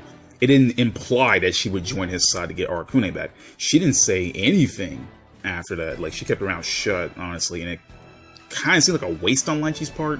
I don't know why they bothered, but, you know, whatever. And again, this happens in, like, in the games too, but honestly, it doesn't really count, because that's this Continuum Shift, and, you know, whatever, it doesn't matter. So anyway, after all that, yeah, Lychee joining the villain side seems like way out of left field. Like, you could imply that Hazama said that, You know, oh man, you know, I'll turn back to normal. But, you know, you really wouldn't guess that, her joining the bad guy's side. But, yeah, whatever. Anyway, it took all 12 episodes to get to the point where Saya gets named. Now, I may be wrong. I may have heard Saya get called earlier. But I just swear to God, you hear it so little that I forget that Ragnar even said so. I think he said so in like episode 1. But you hear the name so little, all he says is like, oh, Ragnar's sister, my sister this, my sister. Hardly ever, if you ever hear the name Saya. So I literally forgot that Saya even, like, I was shocked to hear Saya's name. Didn't even know she had a name in the anime. What else can I really say? You know, it's funny, despite this being the last episode, not much really happens. You know, Mu gets defeated, the villains reveal their plan, they leave, episode kind of ends. I honestly can't really say much about the rest of this stuff. Rachel's conversation with Hakume was pretty nice, somewhat, even though it had to cut scenes between, like, the ending scenes and, like, the conversation to try to wrap it all up. Yeah, there's not much to say. I feel kind of sad, though, that it's all over. Like, this ain't the final video of Alter Memory. This is going to be just the final review and breakdown. And I guess my final video will be talking about Alter Memory as a whole. Talk about, did I enjoy it? Did I hate it? Did I not like it? Or something like that. You know, that's the final video. But I don't want to go through all that in this video. But, you know, I can say one thing that this episode didn't give off the vibes that the other episodes of Alter Memory had, where, like, they shoved a ton of terminology into one episode to try to get you to understand, like they did, like, episode 11. This episode is pretty straightforward. You fight New, I say New, but you fight Noelle, which, funny enough, Noelle has not been called Mu 12 at all since she transformed into Mu 12. Like, actually, we never actually hear her called Mu at all in the anime. I just find it weird. They only call her either Kusanagi, the God Killer Sword, or number 12. Nowhere do we hear Mu at all. We hear Nu, we hear Lambda, but, you know, you have to guess on what the hell Noelle's Murakumo name could be if you know those numbers. But yeah, I believe some of the fights were a little bit well done. At least it was more animated than the other fights in the episode, in the series so far. So, you know, it was pretty good. To me, at least. I actually like the fight. I like the music used. The music used against Mu 12 was called Ao no Shukume. Pretty good song. Ragnar trying to get Noelle to come back to normal was really well done. And I think it was well done because of all the build-up. Like, Alter Memory put more emphasis on Ragnar and Noelle's relationship in this series than the games really did. I mean, granted, the anime had to rush through it, but I feel like Ragnar and Noelle were more in the forefront in regards to the relationship in this series, and it made it feel more impactful when Ragnar, you know, had to fight her back as Mu 12, had to, you know, save her, you know, all that. So it made it felt more personal rather than just, oh, we have to save Noelle because she'll destroy the world. It felt more personal on Ragnar's part to go save Noelle. You know, Ragnar gave him that speech about how, you know, she made him see more sides of himself. I did enjoy it because it felt like that was genuine. To me, at least. It was genuine. It didn't feel like it was like, you know, just rushed through or pushed to the side or something like that. It felt like this anime was really focusing on these two characters as the main characters of this show. I feel like Noelle really had more of a standing here. She did more. Not really did more, but she felt more important from a character standpoint rather than a plot standpoint. Now, granted, they still needed her for becoming Mu 12 and all that jazz, but Noelle felt more active as a character in Alter Memory than I believe she did in the games. I like her a lot more here because she's doing the best she can, and, you know, she's trying to, you know, just handle everything on her own and stuff like that. And, you know, when she turned to Mu 12, you know, I can actually believe that I feel bad for her. You know, like in the original games, I was like, oh man, Noelle got a cool transformation. That's awesome. But in here, I actually felt bad. I'm like, damn, dude, she transferred to Mu 12. She's going to destroy the world, man. Somebody has to save her and jump like that. Yeah, I felt Ragnar saving her felt more believable in the anime, which I never thought I'd say that ever, but yeah, it felt more believable here. So So in conclusion, after all 12 episodes, can I safely say that Ultimate Memory is a good anime? Well, I can't really say that. I can only say that in my next video, but I would say this. Don't let Ultimate Memory be your first time watching anything BlazBlue related. That's all I can really say as of now. Please, I beg you, please play the games, or just play the games. That's all I can really say. Just play the games. Ultimate Memory is not for the first time person that you get into BlazBlue. I've heard people tell me before that they got into Ultimate Memory, you know, they got into BlazBlue because of Ultimate Memory, and that's fine. I'm perfectly fine with that. If you want to watch the anime, perfect. That's perfectly fine to you. But if you want to get the story and digest it, please play the games. The anime does not really help you understand the major bits. They just kind of throw terminology around and whatnot. But I'll save more for that the next episode I make. So this is the end of the breakdown review. All 12 episodes are done. Oh man, if everyone's stuck with me this far, I gotta thank y'all for making it this far, because holy crap, it's wild that I made it this far in the first place. But yeah, sayonara Ultimate Memory until next time. Peace out. You know what I kind of find messed up? Noelle went insane because she kind of lost her best friend. Makoto died. So when Makoto came back, Noelle didn't show like any kind of like relief that her friend was okay. Like, that seems kind of underwhelming, but okay. I just wanted to know that, you know, the reason like Noelle became, you know, she went insane because Makoto died, and she, you know, wanted to shoot Hazuma, but Makoto's back and there's like nothing. It's like she feels like she says nothing. Like, it's like, oh, Makoto, you're okay. Oh my god, yay, Makoto, yay. No, just no tears, no nothing. Damn. Dude, Makoto gets treated like shit. Dude. Like, honestly, Noelle cried more tears over Tsubaki, who actively hated her and wanted to kill her. And her best buddy, Makoto, gets nothing. Damn. Like, Makoto gets nothing, dude. She gets tortured, thrown over, comes back. Her friend doesn't even care. Damn.